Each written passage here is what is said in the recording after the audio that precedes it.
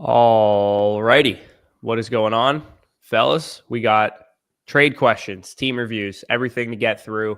And yeah, lots of stuff to go through, and we have plenty of time to do it. So let's get into it, Danny. Looks like we have one, two, three, four trade questions that we can start with, and then we can rip into the team reviews after that. But first question here comes from Lunatic19. I'll let you read out the trade. I'm going to just drop the link in the chat while you're doing that. So I think the interesting context to this question specifically is that we do see this is a 10-team start 9 league. So keep this context in mind. Josh Allen in exchange for Kyler Murray, Breece Hall, Rashee Rice. I think this is an interesting trade because you're looking at Josh Allen. You're saying, okay, hey, am I going to be able to get an RB1 production with Breece Hall? Wide receiver potential 1 production when Rashee Rice comes back. However, for me, given the context that is it a 10-team start 9, Kyler will inherently lose more value because he's more of a back-end quarterback one rather than a high-end quarterback one like Allen. And I would honestly say that Allen in a 10-team start 9 format, given how shallow it is, will actually gain more value. So for me, I think this is a very fair deal. Like, I think it makes sense from a production standpoint. I'm just not pressed to make this type of deal right now. This would be something I'd maybe look at closer to the season. However, with that being said, anyways, even if I were to make a similar construction type of deal, I think I would still need more for Allen. Yeah, I think I would rather have, like, let's say Kyler and BTJ or something, like a better asset than Breece and Rice combined. As much as I like Breece and Rice as assets, I think you're looking at, comparative first-round picks worth of value. If Allen is worth 4 to 5 first-round picks in a format like this, you got Kyler Murray worth about 2 firsts, Breece Hall worth about a first and a second, Rashee Rice worth about a first and a second as well. You're probably like, if this deal had like a projected, mid to late first on it, I might be probably more inclined to make it. I think that's where I'm at right now. And when you plug it into the analyzer, you will see that the Allen side does win pretty convincingly. So I think for me too, it would just be the asset of Kyler comparatively. Like if you got like a May or a Williams or potentially even down, like what would be like the worst quarterback on this current deal that you would need ahead of Kyler? Probably Mahomes or May for me. Yeah. I think that's what the cutoff would be. And if you plug that in, let's just say it's Mahomes on the site, we search it by our rankings. Yeah, that at least makes it a lot more fair because we plug it in now. It actually comes out exactly on the site to fair trade. I don't know why my share screen glitched, but we do see that by the expert ranking. So again, I don't think you need to make any type of move like this right now. And especially not when it's Kyler specifically. I would need a better quarterback one. Like he has Mahomes. Yeah, he does have Mahomes. He also has Burrow too. Like maybe his thought process is he wants to upgrade Kyler because he's worried about him or something like that. But yeah, if you can just swap out Mahomes into this trade, I think I feel a lot better about it. Especially, I'm a little bit higher on Mahomes, I think, than you are. So that would be the way that I would handle this trade. This is a win kind of if it's Mahomes, and if it is Kyler, I'm probably taking the Allen side. So. And the other potential change I would try to make if possible, as much as I do like Breece Hall, like he's got Devon Achane, like that would be an easy counter to make. Is like, yeah, instead of giving me Kyler and Breece Hall, give me Patrick Mahomes and Devon Achane, and I'm more tempted to make that type of move. Yeah, and maybe he's like, okay, well, if I'm doing that, I'm not going to give you Rice or whatever. It's like, okay, well, I'll take Ayuk instead or something like that. I think I'd rather do Mahomes, Achane, Ayuk than Breece, Rice, and Kyler. Yeah, and if we plug it in with Ayuk, let's just see this right now. Ayuk, Achane, Mahomes, boom. Yeah, it still pops up as a fair trade on the expert calculators. Again, hopefully you got a ton of value from that. Good conversation. Appreciate you for submitting that through, brother. Yeah, I'm just going to, you can put in the options here. So I'm just going to throw it in as a potential thing that you would potentially do as option 2. Yep. So yeah, gave you a couple of options there. Appreciate the question. We can move into the next couple of trade questions, and then we'll get into the actual teams. And of course, I did not mention it, but it is linked in the chat and in the description of this live stream. If you do want to get your team reviewed, obviously just go to the site there. Annual promo code FSE. Motherflockers will have a free team review every year, but you can also purchase them straight if you are looking for those there. So MShores 20, T. Higgins for Trevion Henderson. Pretty straight up kind of trade question here. I guess, you need a running back. They need a wide receiver is what I would assume is going on here. Looking at so this guy is the Henderson team. Tanking. What I'm assuming he's probably got a team with a ton of value. What team was it? Can we go down? It's not showing up for which team it is. Let me just find where T Higgins It is. was number 5. No. T Higgins was at the bottom. Oh, it says he has Henderson and T Higgins. Wait, what? Okay, maybe it just glitched on us, but regardless, I think in a vacuum, I probably prefer Henderson slightly in a vacuum anyways, or like not in a vacuum, but like if you need running back help, I probably think that's a fine move, to be honest. Press the plus button. I just kind of wanted to see if it helps like show his team here. So scroll down, obviously Caleb Williams there, a quarterback, Kyler Murray, Joe Mixon, Bucky. Okay, so he's got Joe Mixon, Bucky Irving as his main running backs, and then we get into like handcuffs, Woody Marks, Trevor Etienne. So it's clear he needs a running back. It's showing 2 different teams. Let me just find the team that this is showing here. Who has Bucky? Who has Bucky? Probably one of the highlighted teams.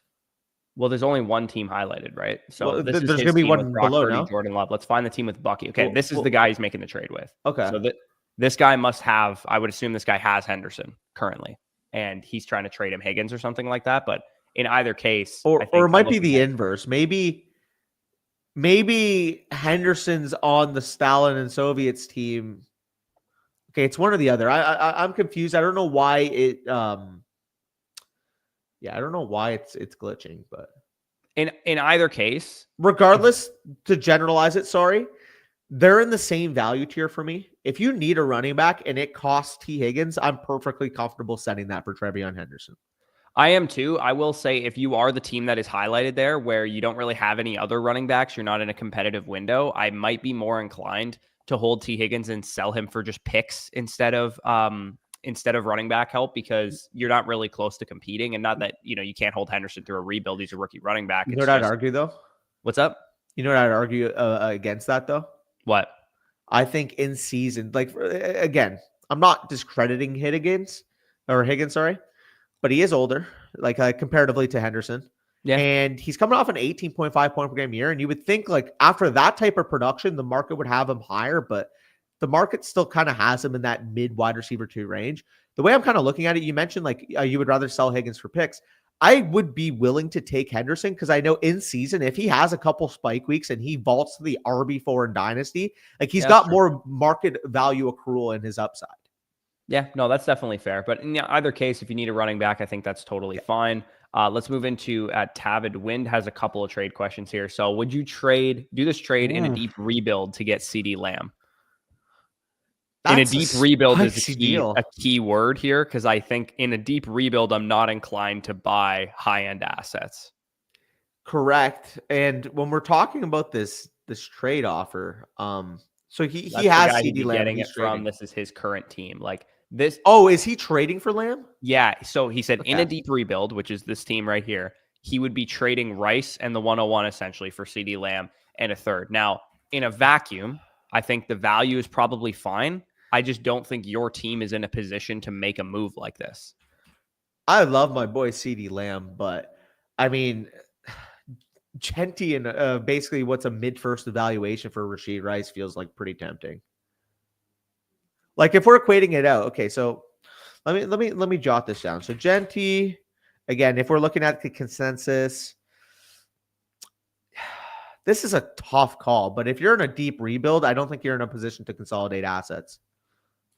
Yeah, I think that's the bottom line of this trade, is that if you're in a deep rebuild, you have no business making this move. That's like, I think that's the easiest way to answer it. It's like when you're in a deep rebuild, your only hope of getting like high-end assets, high-end value on your roster is collecting players, collecting picks, hitting on said picks, and then kind of rebuilding your roster that way. When you're in of a monster or whatever, and you want to consolidate and you just want to go get CD Lamb because he's an absolute monster already, that's when you make a trade like this. If you said, oh, I'm the best team in my league and I'd be trading Rashee Rice in the 101 for CD Lamb, that would be a little bit different. But in a deep rebuild, I think I definitely side with your end of things, where if you're, just wanting to take Genty, hold on to Rice, maybe he gains value, or you can even sell Genty for like a boatload of more picks and stuff, because you're in a deep rebuild. You just, as much as CD Lamb is going to be fine holding value for the next like 2-3 years, probably, you just can't afford to sell young assets. Half PPR as well. So that lends a little bit more value to Genty, maybe takes a little bit away from CD Lamb. So keep that in mind. Like for me, the way I have them ranked right now in terms of my startup rankings, I have CD as a mid first and Genty as a mid second. But when it's a half PPR, I think the gap closes a little bit. Like maybe the wide receiver range that I have gets bumped down a little bit behind the quarterbacks. Maybe Genty jumps some of those tier 2 wide receivers. Regardless, so in a half PPR, you're probably looking at a mid to late first round asset versus an early second. Yeah, exactly. And Rice actually would lose a tiny bit of value in half PPR as well. We'll do a little roll call in the chat in a second once we get through it. So he sends another question here. He said, being offered the 112, a 26 first, a 27 first, so both late projected, for 101. So I'm assuming it's the same league that we just were talking about. And he's essentially being offered somebody's, whoever the contending team is, because he said it's from the champ, 112, their first next year, their first the year after, because they're all projected late first. He said, should I do it? I'm in a deep rebuild. I have 103 and 108 as well. 3 first round picks. If you could tell me that they could end up being, early, would be an interesting offer. But if these are all going to be projected very late, I think it's probably not enough for Genty. I've made deals with this benefit for me as a top contender is that we do have, and Ron actually mentioned it in the trade video because he did the trades he made this offseason. He actually referenced a deal that we were talking about in the works. And basically he mentioned like the main motivation why I don't want to make this deal with Danny is like on face value, this is a fair deal for Hunter, but I know his picks are going to be 110 to 112. Sometimes like we talked about the different archetypes of contender, different archetypes of rebuilder on the channel this past week. But when you got a team that is just so monstrous that even if they lose a critical piece or 2 critical pieces, you can still see them being in the 110 to 112 range. Those picks are tough to gauge because, I mean, if you were getting like the 106 this year plus those 2 ones, I could be more tempted on making that type of move. But it's just the 112 as well. When it's the 112 as well, and you know those future picks from a team that's the champ, I'm assuming he's probably got a monster team. We can take a look at the teams. Maybe it gives us more context. So let's see who would have been the champ here. Whoever's the 112. This guy, maybe no. He would have the 112. Yeah, he probably he doesn't. Maybe have it seems more volatile then. Let me see. I mean, his team isn't ranked super high, but so that's your team. 112. This guy. Okay. I mean, all right. Okay, so this isn't a monster. All right. No, it's not a monster, but at the same time, like you still probably project his pick to be probably mid to late next year. Maybe it's more on the mid side of 2027. I think in either case, to be honest, I still would probably want a better asset than the 112 this year. Like if he was offering you a young receiver instead, but he doesn't really have anybody that kind of fits the bill for that. Like if like a Pearsall or Judy was attached on this deal, would you be more willing to do it? No, I don't think so. I would want better assets than what he's offering you. But I will say now looking at the team, it's very possible that 27 first, for example, is like 103 to 106. Like, by 2027, Derrick Henry might be out of the league. Chuba Hubbard might not be, playing at a high level anymore. Yeah. Like this, without any picks, like this team could actually crash and burn in the next couple of years. Yeah. I guess my advice my question to you, would be, either if you can get like a Judy or Pearsall, or you said no to that, but let's say if it was those picks and you also got the 2026 2 and the 2027 2, because if we're contextualizing it, you're taking away all of his in-season buying power. So this is probably the team. What you see is what you're going to get for the next few years. Which is like probably a playoff team this year, but probably not the year after. I think it's an enticing offer in a deep rebuild, knowing this is the team that we're looking at and how fast it could fall off because he wouldn't have the assets. Well, he would be getting Genty in the true. Trade, obviously. So that helps his team, compete or whatnot. But it is kind of on his part, it is kind of a panic deal where you're selling all your picks to get a high-end piece or whatever. It's more enticing now that I've seen this team, but I would say shoot for the 2s as well. If you can get the 2s as well, I'd be more inclined to make that trade. But that was an interesting question because at first I was like, hell no, I'm not doing this trade. But that's an interesting conundrum with the team that you see there. If you can make a deal like this, take away all of his options to fill out depth because you're taking all of his future picks. Sure, in 2026, maybe he's perfectly fine. He finishes as a top 3 team, and that pick is 110, 111, or 112. By 2027, though, if you're taking this year's picks, next year's 1 and 2, and then you also have the 2027 1 and 2, Well, if Henry is, older by then, maybe not producing as much, maybe Chuba Hubbard isn't the same type of workhorse. Obviously, the wide receiver depth after the top two guys, a little lackluster. Maybe at that point, God forbid, Mayfield and Purdy aren't producing as much as they were last year in a hypothetical world. Tight end, I mean, you had Jonnu Smith's son running. Kyle Pitts is his main value tight end on the roster right now. Like, there's ways that team can crash and burn. It's just it's not as likely because he has the two pillars of Amon and Jefferson. Yeah, and a deep rebuild, you might just be better off with Genty in a realistic scenario. But anyways, we can let's get a little roll call in the chat. We got a couple people here. Rise and grind, fellas. What's going on? Sir. Rylan said, been loving the long streams lately. Love the new format. Appreciate it. Bobcat, good morning. What's going on? If you guys are wondering why we're live in the morning and not like at noon or whatever, it's because Danny's got a pool tournament this afternoon. So we figured we'd go a little bit earlier. What's good, fellas? What's going on? Alpha, love y'all. What's good? Appreciate you, Alpha. Love you too. In a startup, we taking JT or Judkins. I'm taking Judkins all day. Judkins on the thumbnail of this live stream, especially with the tires having less tread. What's going on, Devontae? Morning, Harrison, and then we can rip through the rest of these. Yeah. The other thing I'll say, we'll just answer the last few. It's not a big deal. Hurts, G Will, or Love Gibbs 12. What's 12 by 10? I don't even know. Tell a team start 10. I'm assuming. Yeah. 12 teams start 10. Hurts and G Will or Love and Gibbs. In a 12-team start 10, I think I'm just taking Hurts and G Will. Yeah, I think the difference between Garrett Wilson and Gibbs as an asset is probably smaller than the difference between Love and Hurts as an asset. For sure.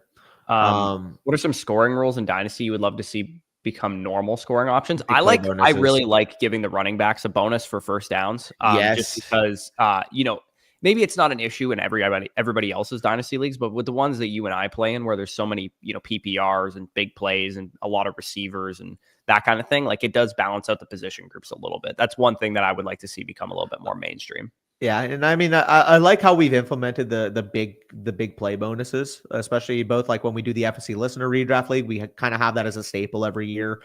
Recent startups, like we've pitched the option, and some people have actually been on board, so we've implemented that in our leagues. But it just adds a little bit more excitement because when you're on Sunday and you're switching between red zone and you have BTJ and you see a Mossa defender for 70 yards and take it to the house, it's like, oh shit, he just got me a huge play, but also I get a bonus for him being awesome at football. Like, that's pretty fucking great. Like, there's a difference between him taking a 70-yard touchdown to the house versus taking 10 7-yard catches and scoring. Like, yeah, obviously, like, it'll even out because the PPR element to it, but I mean, it just adds more excitement, it adds more enjoyment. When you see your player make a big play, it's like, I'm getting bonus for that because they are that good.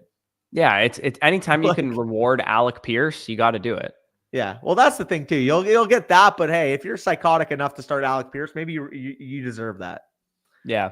So let's rip into ItzAlexN's team here. We got 1, 2, 3, 4, 5, 6, 7, 8, 9, I believe. Team reviews to get through, and of course the link is pinned in the chat there.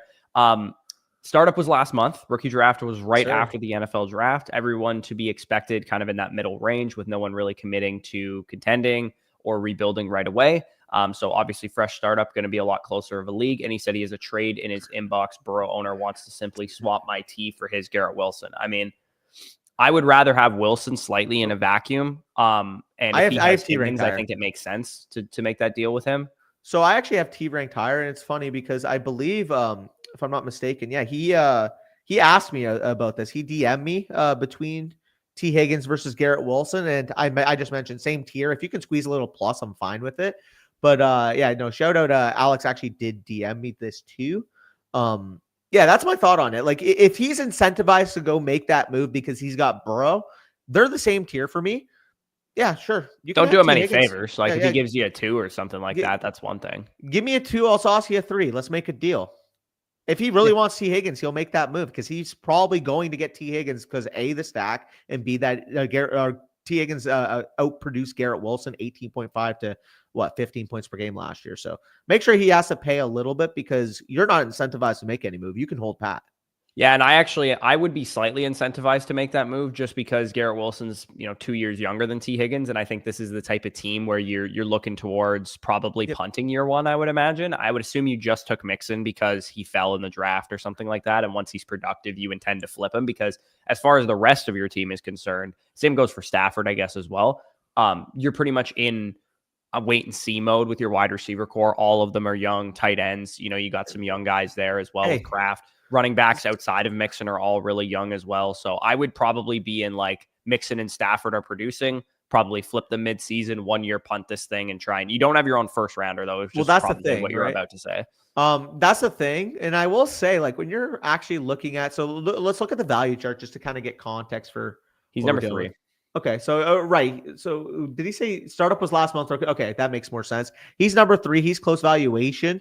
He has this guy's first as well, which I mean, he's got a pretty shallow receiving core. Yeah, I would say those it's probably running backs are scary. Pick if Caleb doesn't produce right away. Like there's outs that I mean, he has Achane, Bijan, and McCaffrey though, so I would say he's probably going to be a pretty productive team. Well, those running backs are dominant, but then like the wide receivers need some help for that guy. Yeah. I mean, when you have this good of running backs, you might be able to get by with starting Godwin and Jennings and Shakir and Worthy every week, though. He's doing the 0 wide receiver because if you look at the quarterback, tight end, and running back, he's actually like got a well-structured team. Yeah. So I would say probably about a mid to late pick that you're expecting there. But even still, like I wouldn't be inclined to compete with this team, even despite not having your own first rounder. If you can get the value for Joe Mixon, if you can get the value for Matthew Stafford, because you are kind of like a house money type of team instead of more of like a true contender, which is what you're kind of stuck in at the moment, just because of the pick traded away that you have your first not on your roster. I would be inclined to see what it costs to get your first rounder back. Maybe you traded away during the startup. I'm not exactly sure. So I will also say here, so I mean, Jayden Reed we have listed lower, but he's more of a better redraft projection based off where he's going on underdog than a couple of those guys. So we see it. You go about, like, I would consider Jayden Reed like a flex option in a first year dynasty league. Now, obviously, once you're in year 3, year 4, you kind of want better options. But year 1 in a dynasty league, I'm perfectly comfortable with Reed as like a boom or bust flex. And then when you're looking at BTJ, Lab McConkey, T. Higgins already in the lineup, start 9 league. You have Jalen Hurts and Drake May. You have, David Njoku or Tucker Kraft. Like, I can convince myself that this is a wait and see. And if the team starts showing me, okay, Joe Mixon is still producing like he did last year. Obviously, like Jayden Reed looks like he's taken a step back with Jordan Love looking healthy again, or step back to where he was with Jordan Love looking healthy again. Maybe David Njoku for the first month of the year is like the tight end 4 points per game. You know what I mean? Like, I think it would depend on what your running backs are doing. If Tootin takes over the Jags backfield or Charbonnet takes over the Seahawks backfield, gets dealt a week 1 starter for the Giants, something like that. It'll depend on what your young running backs are probably doing, I would imagine. Maybe you're going to just hold Mixon for a bit to get by at that position and hope that you can kind of hit on your 0 RB targets here. But yeah, that'll definitely be something to keep in mind, because if you do have a somewhat competitive team right away and May's balling out, Hurts balling out, all those type of guys are balling out, then you could probably compete with this team. I just would say in a vacuum, Joe Mixon, Matthew Stafford would be guys that would probably want to shop because they don't really fit the rest of the team. So I would inquire about your own first round pick for sure. If you can get like a 2 for 3 swap in the T. Higgins for Garrett Wilson trade, that would give you a little bit more buying power as well, because then you'd have 2 2s and potentially 2 1s if you can go get your own first back, for something on your roster. But yeah, I want to check where his first is. Good point. Let's take a look. Look at the pick values. Yeah, probably one of the top 3. May number 1, probably this guy. No. 2 number 2. No. Number 3, probably Ashton Genty. What? Who the heck has your first rounder here? Number 5, maybe. Like, am I blind? Maybe it's just Is it just glitched or something and showing the wrong pick? Maybe. I don't know where his first is. Yeah. Well, what was the name? His name was It's Gonna Be May. So yeah, I saw it. It was like one or 2. Oh, there it is. Okay, yeah. I love. So you guys swapped first rounders by the looks of it. Ooh. I mean, if I were in your position, I would see. I like your team more than his. I mean, from a competitive, year 1 projection standpoint, I don't, because of the 3 running backs that he has. I think maybe this was like, I don't know if you've ever done this before. Maybe they just swapped ones because they're like, I'll have a better team than you this year. And then he was like, bet, like, let's swap first round picks. Let's see who goes further. Oh yeah. That's the classic. Did he give you a 2 as well? Because he doesn't have his 2. No, look, he doesn't have an extra 2. But all I'm saying is what I would do with a guy like this is maybe, I don't know when you made this trade. Maybe it was during the startup. Maybe it was 2 separate trades, whatever. I would maybe try and get your own first round pick back. So you can control your own destiny on like kind of, because what I would do, like I said, for the 10th time is I would probably 1 year punt this thing and try and sell off your competitive assets. Yeah, I think that's a reasonable way to approach it. It's tough to be in a wait and see when you don't have the affordability to have your own one. Yeah, of course. So maybe you guys did a bet. I'm not sure exactly, but I yeah, love would, that though. first and foremost, I would definitely try and get a little juice on top of that Garrett Wilson trade. By the way, Shadow Boxing, I believe, is the next team here. Concept of a dynasty league. Hear me out. If you're sickos and you're with your casual buddies and you want like a fun twist, you should do it where before the startup happens, there's like a randomizer that you have to swap your one with someone else in the league. So it actually makes the startup more interesting because everybody's actually gonna have more incentive to try to win. Yeah, no, it's Could you really imagine funny that? actually. Okay, so Shadow Boxing says heavily debating tearing this down. He won the league 2 years ago. Bounced in round 1 last year. Flock rankings has me second to worst team, so he's he's all the way down here. Laporta Potty, I guess he's third to worst team. Good being proactive, by the way. Good being proactive. Absolutely. He said, should I see if my depressed value guys regain or just tear it down? If I do, I would target 27 first. I have an offer in my inbox. So he did message me saying that it was an exploding offer. And maybe we're too late on this because he said it was, on Sleeper, you can send 1 day exploding offer or whatever. If he sent it to you, then he's probably still willing to do it if you resend it. Yeah, if you didn't do it yet, I would say in a vacuum, yes, I would rather have a 27 first than TJ Hawkinson. Especially knowing that you have Sam Laporta already. Like that's a really, really easy trade to make. In terms of the way that your team is structured, I mean, you're a little bit lower in the value because your picks rank number 12. That's definitely part of it. And your quarterback position, is not in the greatest of shape because you don't have a third quarterback. You don't have a hammer really at quarterback at the moment. But Trevor Lawrence and Tua could get you by. It's just at the moment, I feel like this team is maybe a little bit shallow. Yeah. Well, let's clarify. I don't think shallow is the right word. I think he's pretty deep at wide receiver. I think he's got capable backs. But you mentioned he doesn't have star power at quarterback. He doesn't have star power on the roster. That's my issue with it. You don't have a guy that you can comfortably say, hey, listen, like I am going to get 20 points per game from him this year if he stays healthy. Like, am I missing somebody? Is there one player that you I mean, can make that I would case? say if you're optimistic, maybe like Brees in a good situation. AJ Brown has a good run out. Garrett maybe has a great run out this year, but yeah, there's not many guys here that you can say like if we look hard at pressed to say 20. Yeah, underdog ADP wise, you don't have a single first or second round pick here. Actually, sorry, AJ's a second round pick, but other than that, like everybody else, kind of third, fourth, fifth, sixth round picks. Well, yeah, you're quite literally putting yourself in a house money because you won the championship. And I think you're right to say, hey, I want to be proactive. I have veteran players right now. Let me see what I can do in terms of rebuilding the pick bank. Because like I said, like you could very well, maybe contend, maybe be, like a 4 to 6 seed in your league. But it's just hard for me to see in a winner take all week 17 playoff matchup, winner take all week 16 playoff matchup. The other team has, Bijan Robinson and CeeDee Lamb on it, let's just say.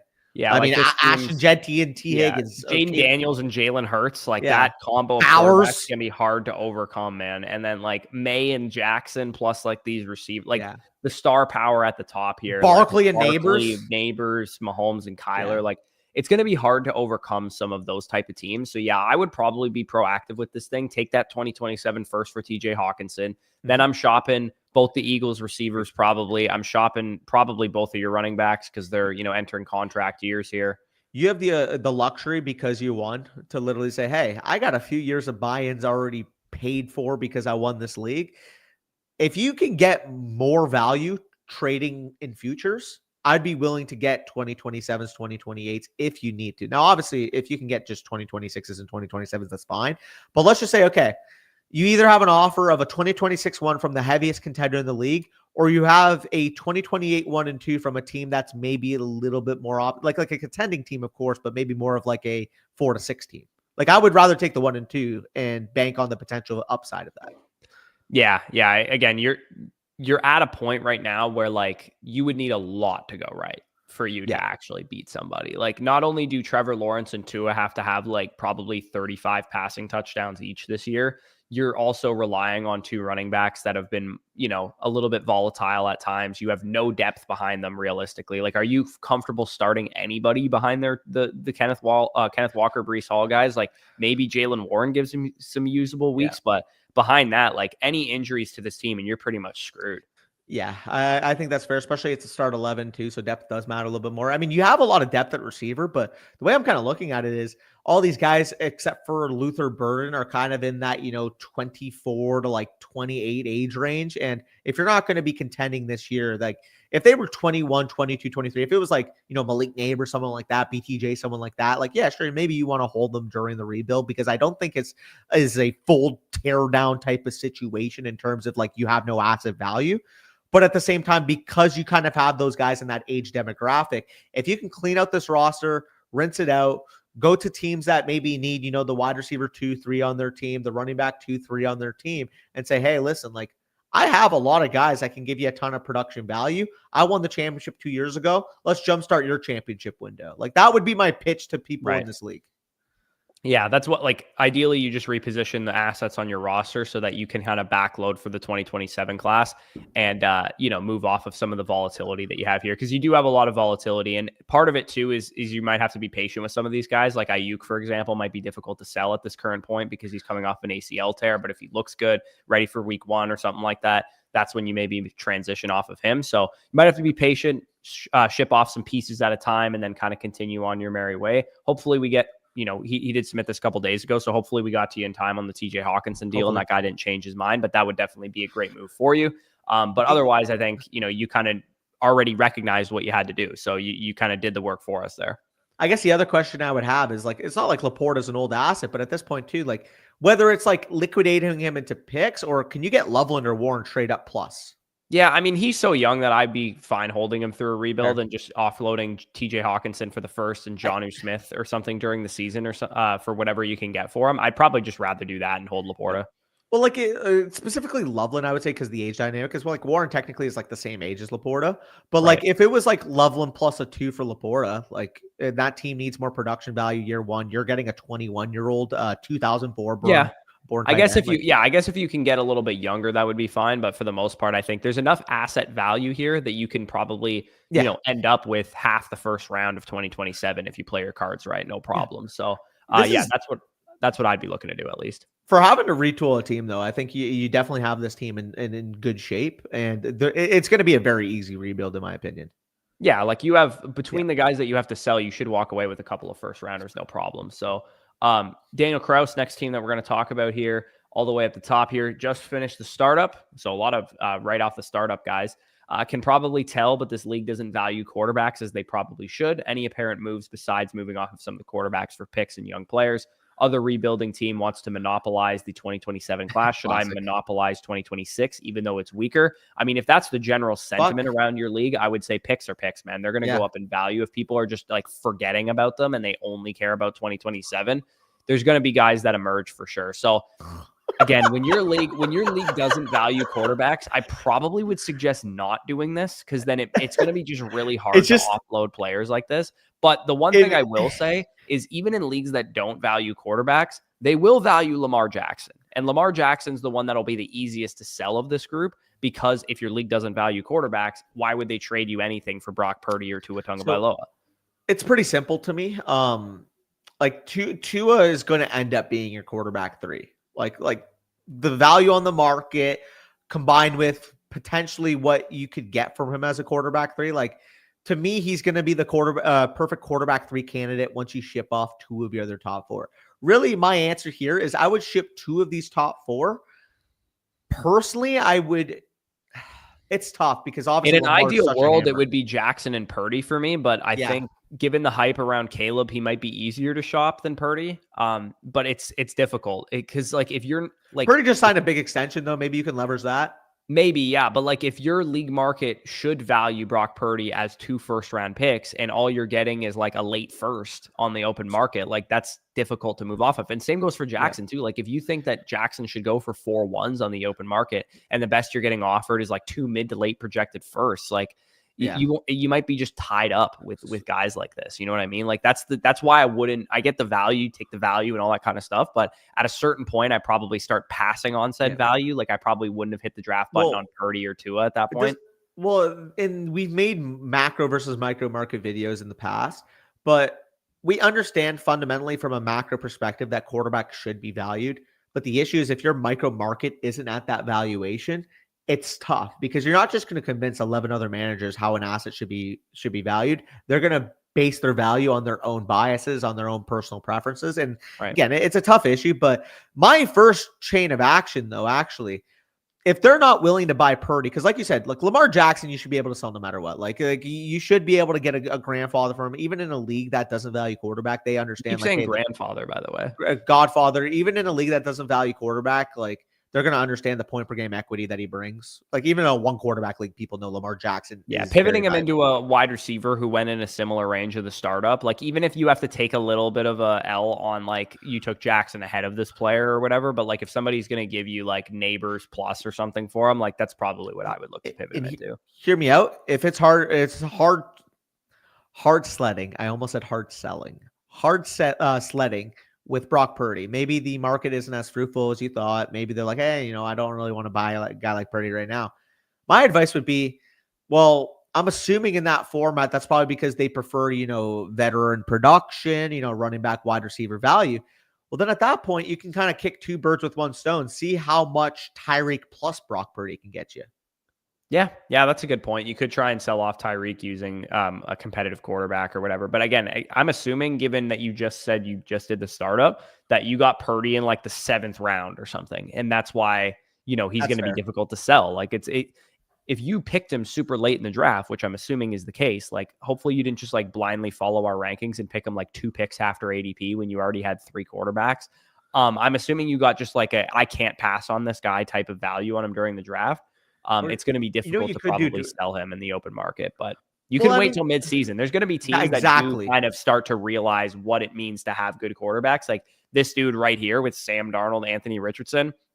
Like if you can transition Purdy into like a JSN or something during the season, that would go a long way to help you offload some quarterback stuff. So you might be just kind of stuck having to prove these guys wrong on passing on all these quarterbacks. Like this guy's BTJ. Maybe you can try and transition off of Caleb for that or something like that. Yeah, no, I think that's reasonable.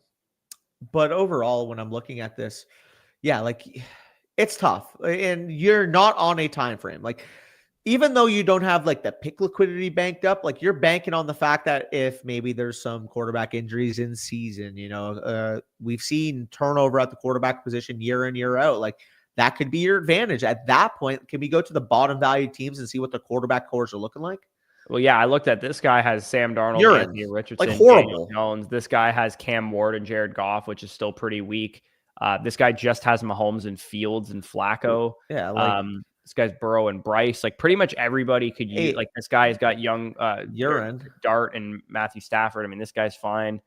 Penix and Nix, that's all he has. Like most teams don't have a third quarterback because of like what you were able to do during the start. Like this guy just has Josh Allen carrying him, and he has no second quarterback pretty much. So like you gotta try and sell these guys, but the problem with like hoarding quarterbacks is like this is kind of 2020 dynasty fantasy football advice where people would panic buy quarterbacks at like a increased cost, and people just get annoyed when you do this now. That's the only thing that's difficult.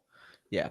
No, I agree with you there. Overall, again, you got to treat your quarterbacks like picks at this point. They are your liquidity, and you got to capitalize in season. Like that's if any of them for whatever reason are like you got a couple guys beating your door down to try and get them, you don't really have the luxury because you have so many of these guys and you just have to sell them. You don't really have the luxury of picking and choosing which ones you'd prefer to sell. It's more like, hey, if May is just like scorching earth, and people are going to give you kind of a godfather offer for him, you probably just got to get him off of your team because you have too many quarterbacks as it is.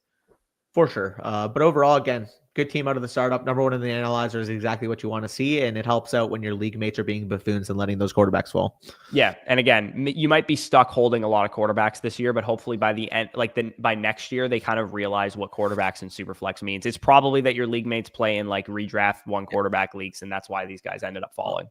Also, shout out Spicy for being in the chat. And I do want to quickly show this because we were just talking about the Loveland versus Laporta.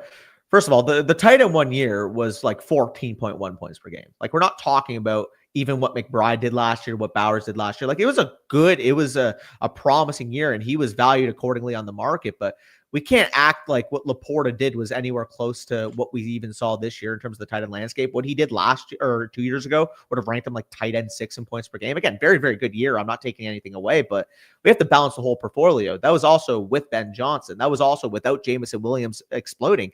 That was also 2 years ago in the time. Like, yeah, he's only 24 years old, but Loveland just went 10th overall and was a better comparable prospect and lands with the Ben Johnson that Laporta just lost. Like, I don't think it's outrageous to say you would prefer having Loveland plus a 2 instead of Laporta plus a 3. Yeah, I mean, his point is that I don't think he should be valued over Laporta, and I tend to agree because the tight end position is somewhat of a crapshoot in terms of, we see top 10 Ebrons and Hawkinsons and all these guys take a little bit longer to develop and that kind of thing. So I tend to agree that like the sure thing who's 24 years old, that tight end is probably better than the guy that is, has the capital. And, I love the micro take of Colson Loveland. I just don't think that I would put him, in the same category as Laporta because I do value a guy who's proven it already at this position specifically. If it was wide receiver, running back a little bit differently, but running back and wide receiver, generally hit a lot faster than what tight ends have done in the past. I think he's a better prospect. He lands in a better situation going forward, and he has more upside. Again, that's totally fine. I think that Laporta is a much better athlete than him, but that's fine. Again, Scribbles, nothing to take away with Laporta. It's just more so the aspect, like, I think Loveland legitimately has I think his point is just like philosophically taking a 10th, like taking a rookie tight end over a 24-year-old who's already had like a top tier season is probably just flawed process, which I tend to agree. Like I tend to think it's probably a flawed process to put him over him. Yeah, the first round tight end hit rate, that also doesn't take away 10th overall to Ben Johnson, in my opinion. Okay, well, like we can look at top 10 tight ends, how hard they've hit. Like Pitts, Ebron, those guys, they haven't hit either. It's not just draft capital that means someone's going to hit. I get that. I'm not just saying the draft capital. I'm also saying Ben Johnson. I'm saying what's insulated into one of the better offensive projections, in my opinion. Again, I don't think he's saying micro player take. No, I'm just saying this to you. More just philosophically, I think when you have a sure thing versus a rookie, it's probably not wise to put the rookie ahead. I don't think that's a bad take at all. I'm just saying I'm combating what you're saying rather than Scribbles. So Scribbles, I'm not coming at you. I'm just saying like Corey's saying it, so I'm making the point for Laporta or for Loveland. But if Loveland has a tight end 8 in points per game season next year, he will be valued higher in the market. He will, yeah, but Laporta could have a great season too. Anyways, we got to keep going because unless you're trying to miss your pool tournament here. Sorry. I just had to point that out because I saw it in chat. My apologies. Anyways, Connor, I believe he's in the chat. He was in here earlier. Nico's Nipple Nibblers is the name of his team. Most expensive and least active league, which is wild. Made some trades that I thought were great, which netted me Travis, JJ Burden, Kyle Williams, traded Nix, Flowers, Brian Robinson in the 207. I don't remember. Okay, so the trade he made, he sent me it in the chat here. Nix, 207, Zay Flowers for 102, Travis. JJ, I gotta look at his team. Is that can't be freaking Justin Jefferson, is it? McCarthy. JJ McCarthy. Okay, so yeah, Nix 207, Zay Flowers for Travis Hunter, JJ McCarthy, and Kyle Williams. Wait, so Nix 207 and what? Nix 207 and Zay Flowers. Okay. For JJ McCarthy, Kyle Williams, Travis Hunter. Fucking easy. Give me that side. Yeah, I think I like that too. I mean, the difference between Nix and JJ McCarthy to me is not as big as the difference between Travis Hunter and Kyle Williams versus Zay Flowers in the 207. Yeah. And I love Zay Flowers. You guys know I'm a big Zay Flowers guy. So that's an easy trade to make. He did say thoughts on potential moves, direction of team, and overall opinion. So, I mean, good shell that you have here. Young running back core. Judkin's kind of going to be your main guy. So far this year, I like the quarterbacks that you've built out. Great wide receiver core. I mean, this is like almost an identical running back core to the previous team. Am I tripping? Yeah, it's definitely very close. I mean, this is the type of team that I love building out, which is like, hey, if my young running backs hit, I could actually compete this year. But come 2026, you add one more young running back to this team or whatever. Maybe you finish with the 103 to 106 or something. You're probably looking at a team like my No Flockin team, where I added Amari and Hampton at 103, and now I'm just an absolute heat seeker. Yeah, no, for sure. Yeah, I mean, you have value built up. Those wide receivers are fucking disgusting. The top 4 guys, especially, are going to be very hard to beat. And even like Burden, Debo, Kyle Williams, Coker, like those guys are still very functional depth pieces for you. I guess that would be my question for you. Would you take maybe? It's tough because I think the answer would probably be Ladd. Would you take Ladd and transition him to running back value?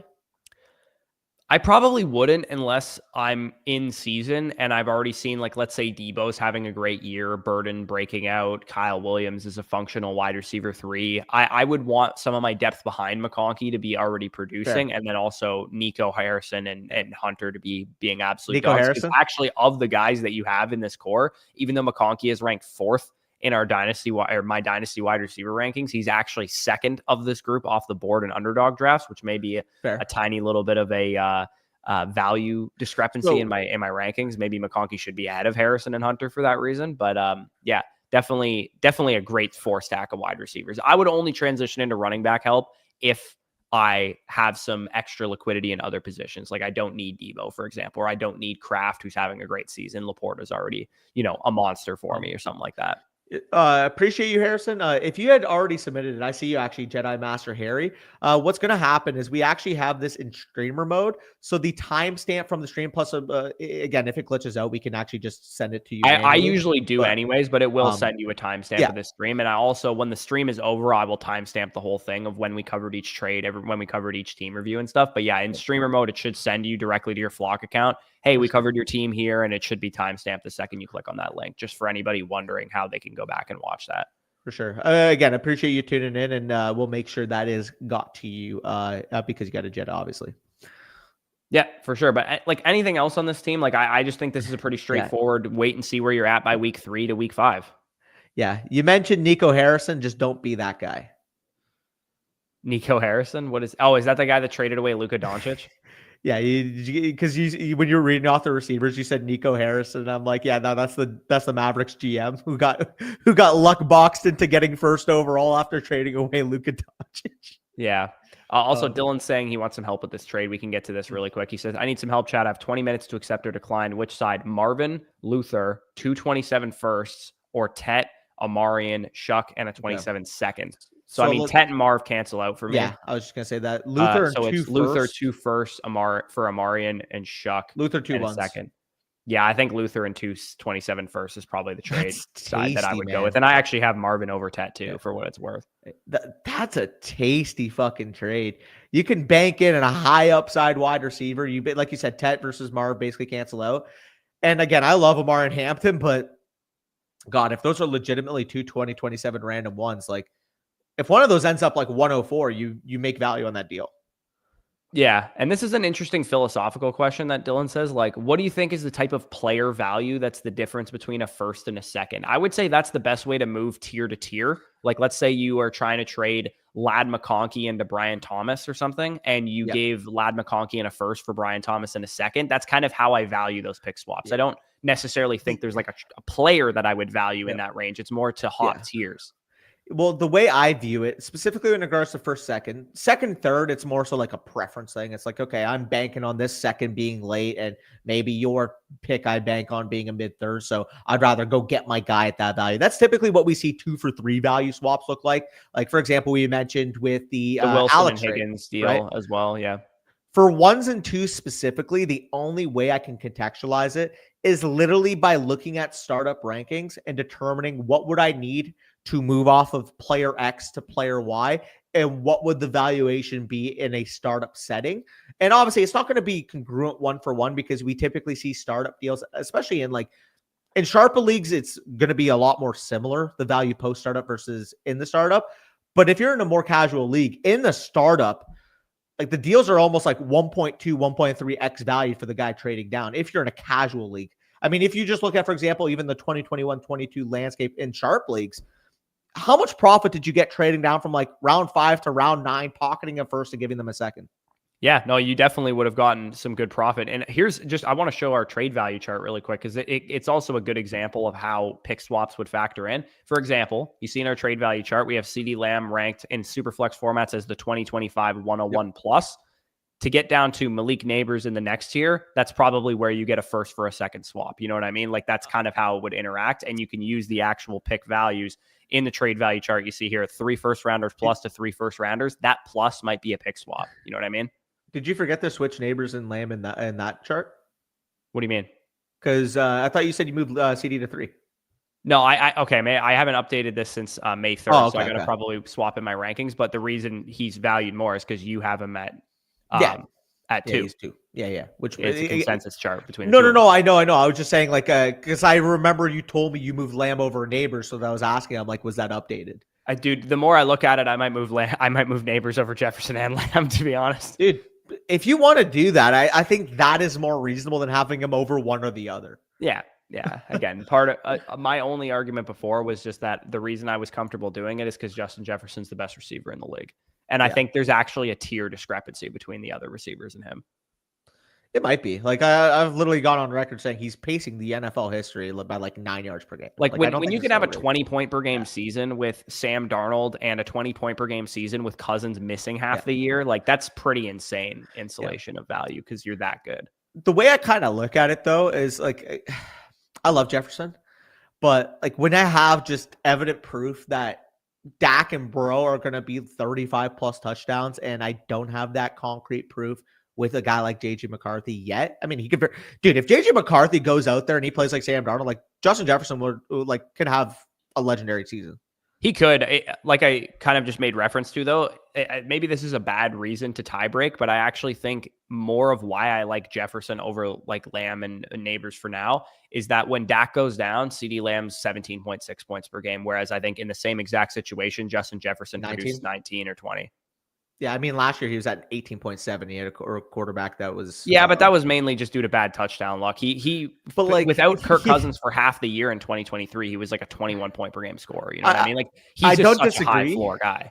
I don't disagree, but I would argue the split without Dak was with CD dealing with a broken collarbone, and in the split with Dak threw 11 touchdowns in 8 games, and CD averaged 18.5. So I don't think CD's floor is anytime anything goes wrong for Lamb, 17.6 points per game, 17.7, 14.6, 13.6. Like he's not. Well, last year what Jefferson does.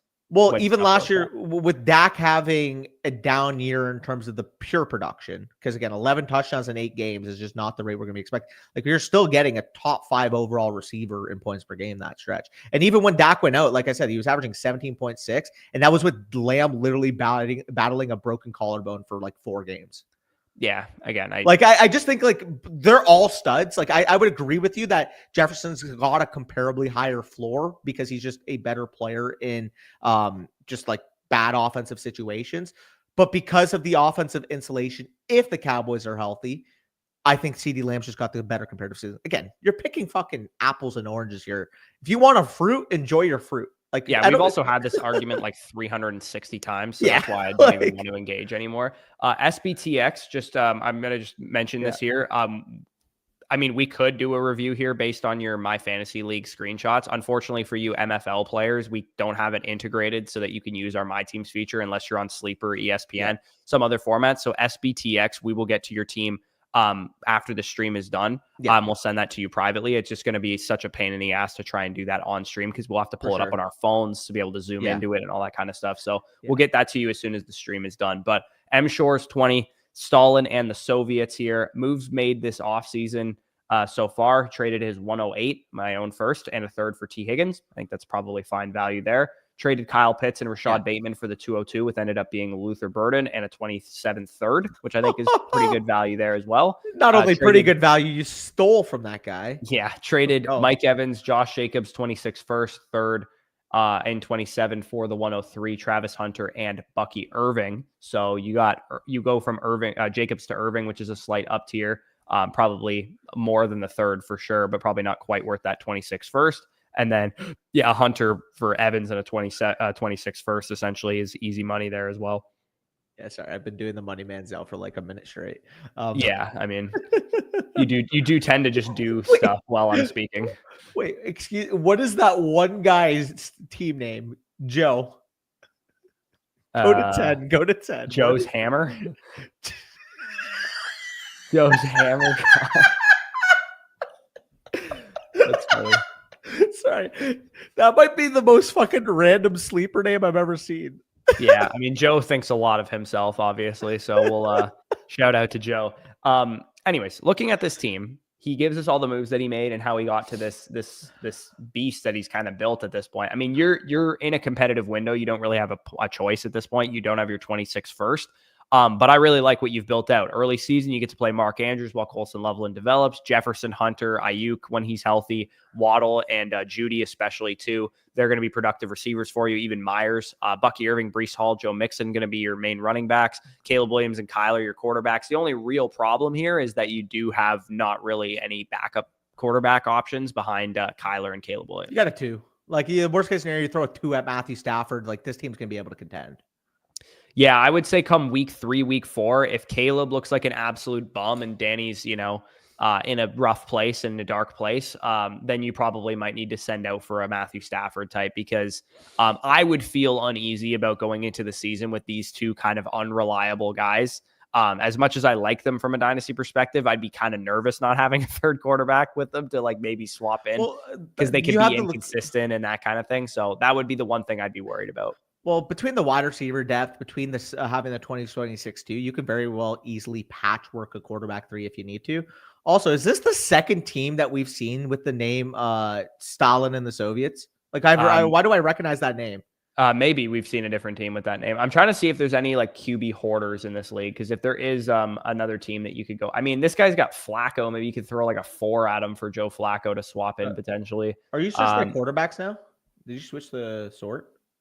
What's up? I think you sorted by quarterback rank instead of team value now. Oh, I didn't even know you could do that. I guess you can do that. That's cool. I just realized that. I'm like, wait, the order. We're literally learning things about our own site here. Joe went from 9 to 5. I'm like, what the heck? Of course, Joe went from 9 to 5. Yeah, there you go.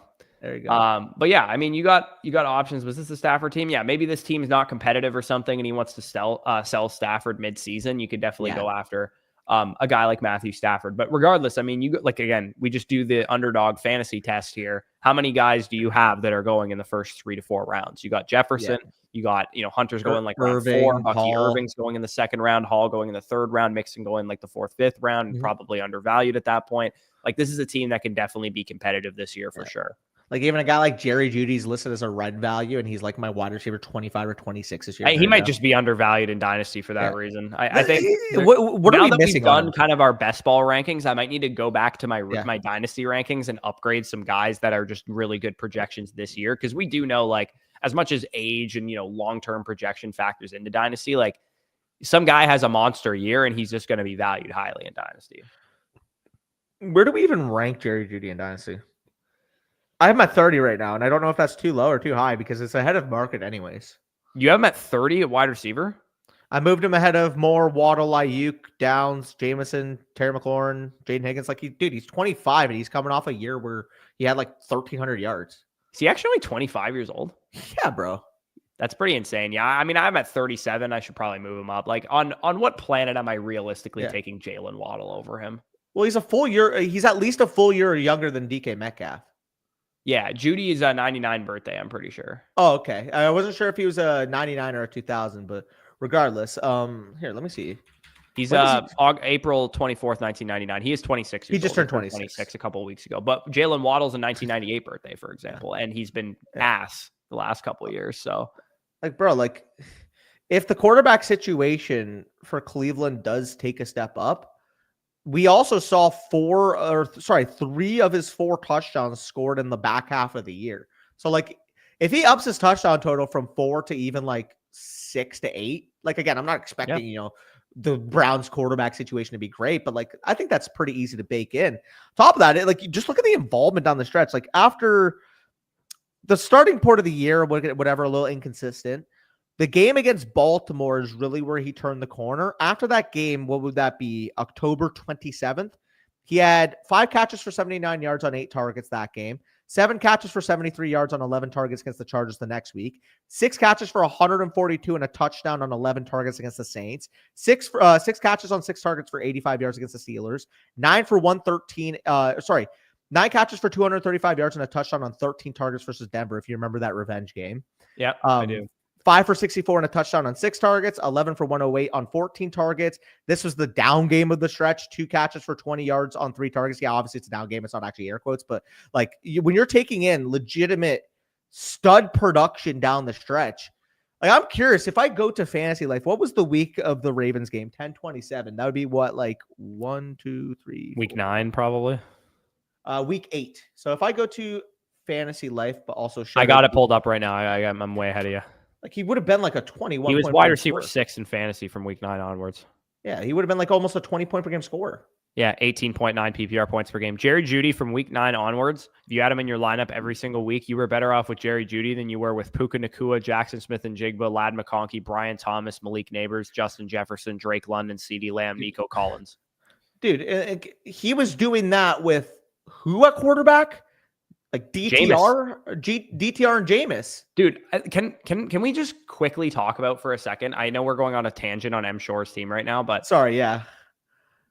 The Browns might be controlled chaos this year, man. If Joe Flacco's starting games, Judy's a good enough player to move the ball on offense. David Njoku's a good enough player to move the ball on offense. You don't have the like bullshit Deshaun Watson situation anymore. Quinshon Judkins might be an absolute beast.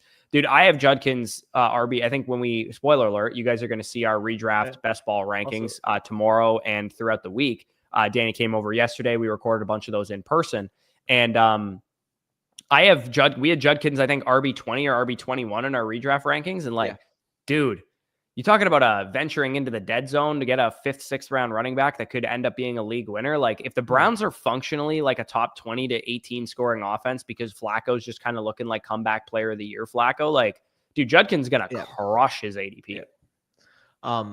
By the way, I do want to bring this up because I saw, Judy, we were just talking about Judy. Plus I actually was the one he made this deal with. So yeah, I actually made this deal with Jay Meadow. So I wanted to get some more moving parts. I wanted to break Wilson off into more assets. When I looked into it, I said, hey, look, Judy and Wilson, like Judy's a couple years older, but Judy had comparable production. Like you mentioned, down the stretch was one of the most advantageous wide receivers in fantasy. For me, it's like, okay, Jay Meadows trying to consolidate some more assets. So he's going to go out and get Garrett Wilson. Again, great asset, 150 plus targets. Like you're not worried there. For me, it's like, okay, well, as good as Garrett Wilson is, like, if I can get Judy and that late Devy first and early Devy 2 turn into Tavian St. Clair, 5-star recruit for Ohio State, and Isaac Brown, running back from Louisville, who as a freshman last year was like 7 yards per carry and was like All-American, like a second team All-Conference. Sorry, not All-American, like second team All-Conference. So, I just saw them talking about it in chat. I think, if you want to take Jay Meadows' side, I think that's perfectly fine. For me, I thought again, it's tough to gauge exactly what value is in Devy. It's more so just depending on what your micro league market is in terms of Devy picks. But for me, I thought banking 2 Devy picks and moving to Judy was a reasonable tear down. Yeah. And the last thing I'll say before we wrap up MShores Team is if I gave you 15 guesses, you would not guess who wide receiver 2 in points per game was down the stretch last year. That same split that I had for Judy. So week 9 onwards, who do you think was wide receiver 2 in points per game? Obviously Jamar Chase. I'll give you 1 through 6. Jamar Chase was number 1. T Higgins was number 3. St. Brown was number 4, Devontae Adams was number 5, and Jerry Jeudy was number 6. Okay. What conference? NFC. NFC that I'm not going to be able to guess that was productive week 9 on. Yeah. And I will give you a hint that it coincided with him coming back from injury at this time. In the NFC? Yeah, I think he came back either week 7 or week 8, but week 9 onward was when he was like a full snap share guy again. Yeah, Jay Metal, ding, ding, ding. Mike Evans was a 21 point per game scorer week 9 onwards last year. I think you told me to guess like obscure. I would have guessed like someone obvious, but I thought you were. I just figured people. I don't think people remember how good Evans was last year at the end of the season. Once Godwin was down, but Evans was back from his injury, he just fucking smoked everybody. The way you were wording that, I thought you were saying it like it was going to be like a Ricky Pearsall. That's why I'm like, wait, was it like Ricky Pearsall? He came back like week 9. Had a couple so 21.2 PPR points per game, weeks 9 to 17 last year for Mike Evans. So he cooked. Anyways, let's wrap up this team from MShores. Yeah. Again, this is a wait and see team. Use your 2026 second to buy quarterback production if you need it. Your tight ends are going to be set. You use Andrews early on in the year. You pivot to Loveland when you can. And you kind of continue on your merry way. The only moves I would maybe recommend is Ayuk and Waddle potentially pivoting into more productive guys or guys that maybe are a little bit less volatile than they are currently. But for the most part, if you believe in those guys, I'm totally cool holding them. Running back depth-wise, you're kind of weak there. But I think between some of those dudes and like your studs are going to be your guys that are in your lineup. And to start 10, you're going to be starting more wide receivers anyway. Yeah, for sure. Ultimately here, when you're plotting out this team in a start 10 league, again, I believe in the quarterbacks a little bit more than you. I think they are safer assets than what Corey does. I think you'd be delusional to call them safe. But no, safer assets than what you're making them out to be. Safe. Absolutely. I'm saying safe from production standpoint. Like week over week, are they going to be good producers? Yeah, okay. Well, I mean, it's like my quarterback 8 and my quarterback 12 this year. So, like, obviously, you would have preferred a top 7 guy, but I don't think it's outrageous to say like you expect both these guys, if they're healthy, to be in the 19 plus point per game range. Yeah, no, absolutely. So let's move on to the next team here. We got RFerg. ASAP Yes, this is ASAP Ferg right here. Love the content. Appreciate you guys. We just did our rookie draft, so I'm 8 guys over the limit right now. So gotta drop some players here. Would love thoughts on who to try and trade, who to drop, and overall thoughts on moves to make here. So RFerg, I believe that's RFerg is the name of his team there. Probably. I think it's a good guess to make. Yeah, RFerg and RFerg. Is there any? Yeah, okay. It looks like that's the correct team that we're looking to consolidate. So let's give him 8 drops first before we do anything else. Well, I mean, you got a lot of urine here. So like Tanner McKee, urine. Hendon Hooker, urine. Emmanuel Wilson, urine. Jaylen Naylor, urine. Johnny Wilson, urine. Parker 5. Washington, urine. 6. Luke Schoonmaker, urine. 7. So you got 7. Who would be your 8th here? Probably Yoshivas. Would you keep Whittington or Yoshivas? I'd rather have Yoshivas than Whittington. Yeah, I guess I'm stupid for asking that, considering it's literally on my screen right now. Well, I mean, yeah, because it's a like, I don't know why I asked that. I can literally see you have Yoshivas ranked higher than Whittington. Yeah, so I would clip those guys for sure. And then as far as like other moves, I mean, this is a really solid shell. In a start 11, it's nice that you have a really deep roster. If this was like a start 8 or a start 9, I would definitely not, be in a great spot saying that you probably don't really have a whole lot of stud assets. But in a start 11, I think this is a pretty advantageous team to have because you're going to have to start, Brees, Judkins, Jonathan Taylor, McCaffrey, McMillan, Wilson, probably Tyreek, Evans, Ayuk, Diggs on any given week. Like you're going to be having a lot of those dudes in your lineup. Dude, go throw Herbert and Dart at Jalen Hurts. Yeah, I would consolidate potentially at quarterback, and Herbert's the perfect guy to use because, most overrated dynasty quarterback there is. So you can definitely take Justin Herbert, throw in Jackson Dart, maybe do a quarterback needy team. Let's see, is there anybody out here?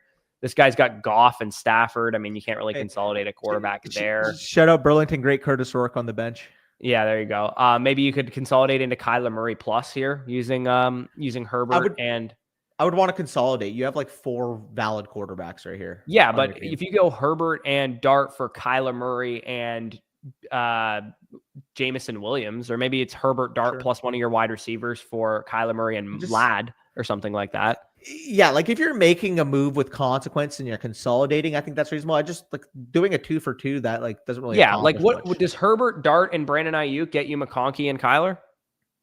Herbert, Dart, and Brandon Ayuk. Let's plug it in. Okay, so because I mean, this guy doesn't have another quarterback other than Anthony Richardson, who's certified cheeks. Okay, so Herbert, Dart, and Brandon Ayuk. I mean, you could also throw in like Tyreek or something if you wanted to, but I'd actually rather probably move off of Ayuk because I think you're a competitive team. Fair trade. Yeah, fair trade. Yeah, I think that's a pretty decent offer. And then you also, I mean, McMillan, you probably just drafted. He doesn't necessarily fit your build. If you could pivot McMillan straight up into Marvin right now, I would probably do that.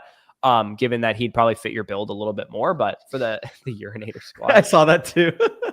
Yeah, this team's in great shape. Again, if this was a start 8, start 7, something, I'd be like, maybe you don't have enough like stud, firepower. But given that how deep these starting lineups are, like also too, like think of your competitive assets. Like how high are these competitive assets going in redraft? Do you think of McCaffrey, Tyreek, Evans, half PPR redraft? Yeah, like these guys are going high in redraft. So like you'd feel pretty comfortable rolling out this lineup there. Well, you have potentially 4 20-touch per game running backs in a half PPR start 11. Like your team's going to put up points. Yeah, absolutely. And yeah, again, basically overall thoughts on moves to make. The only thing I would say is you're trying to win. You're trying to win, man. Like you should probably pivot any asset that's not a winning asset into an asset that can help you win. And that would, to me, include Colston Loveland and Tedero McMillan, as much as those guys are extremely, awesome long-term assets to have. If you could pivot Tedero McMillan into AJ Brown plus, or pivot Tedero McMillan, maybe even up a tier into Amon-Ra St. Brown.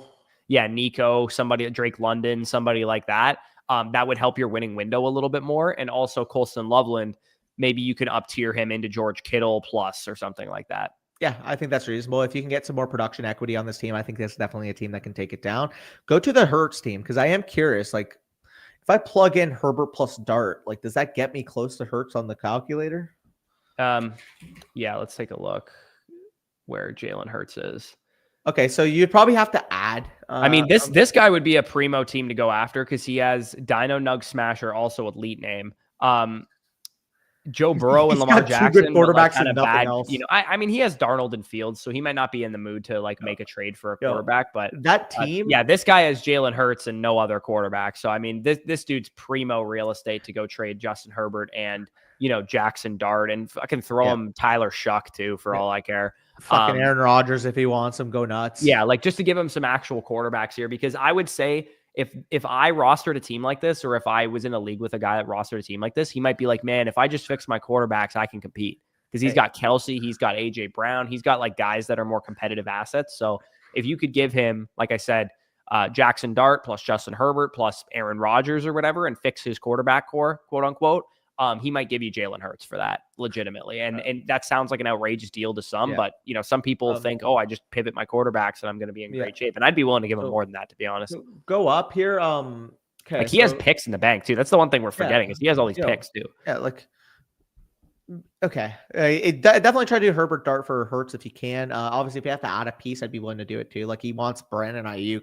You have to throw in an extra Brandon Ayuk to get that trade over the line. I'm willing to do it. Also, me and Corey both are obsessed with urine.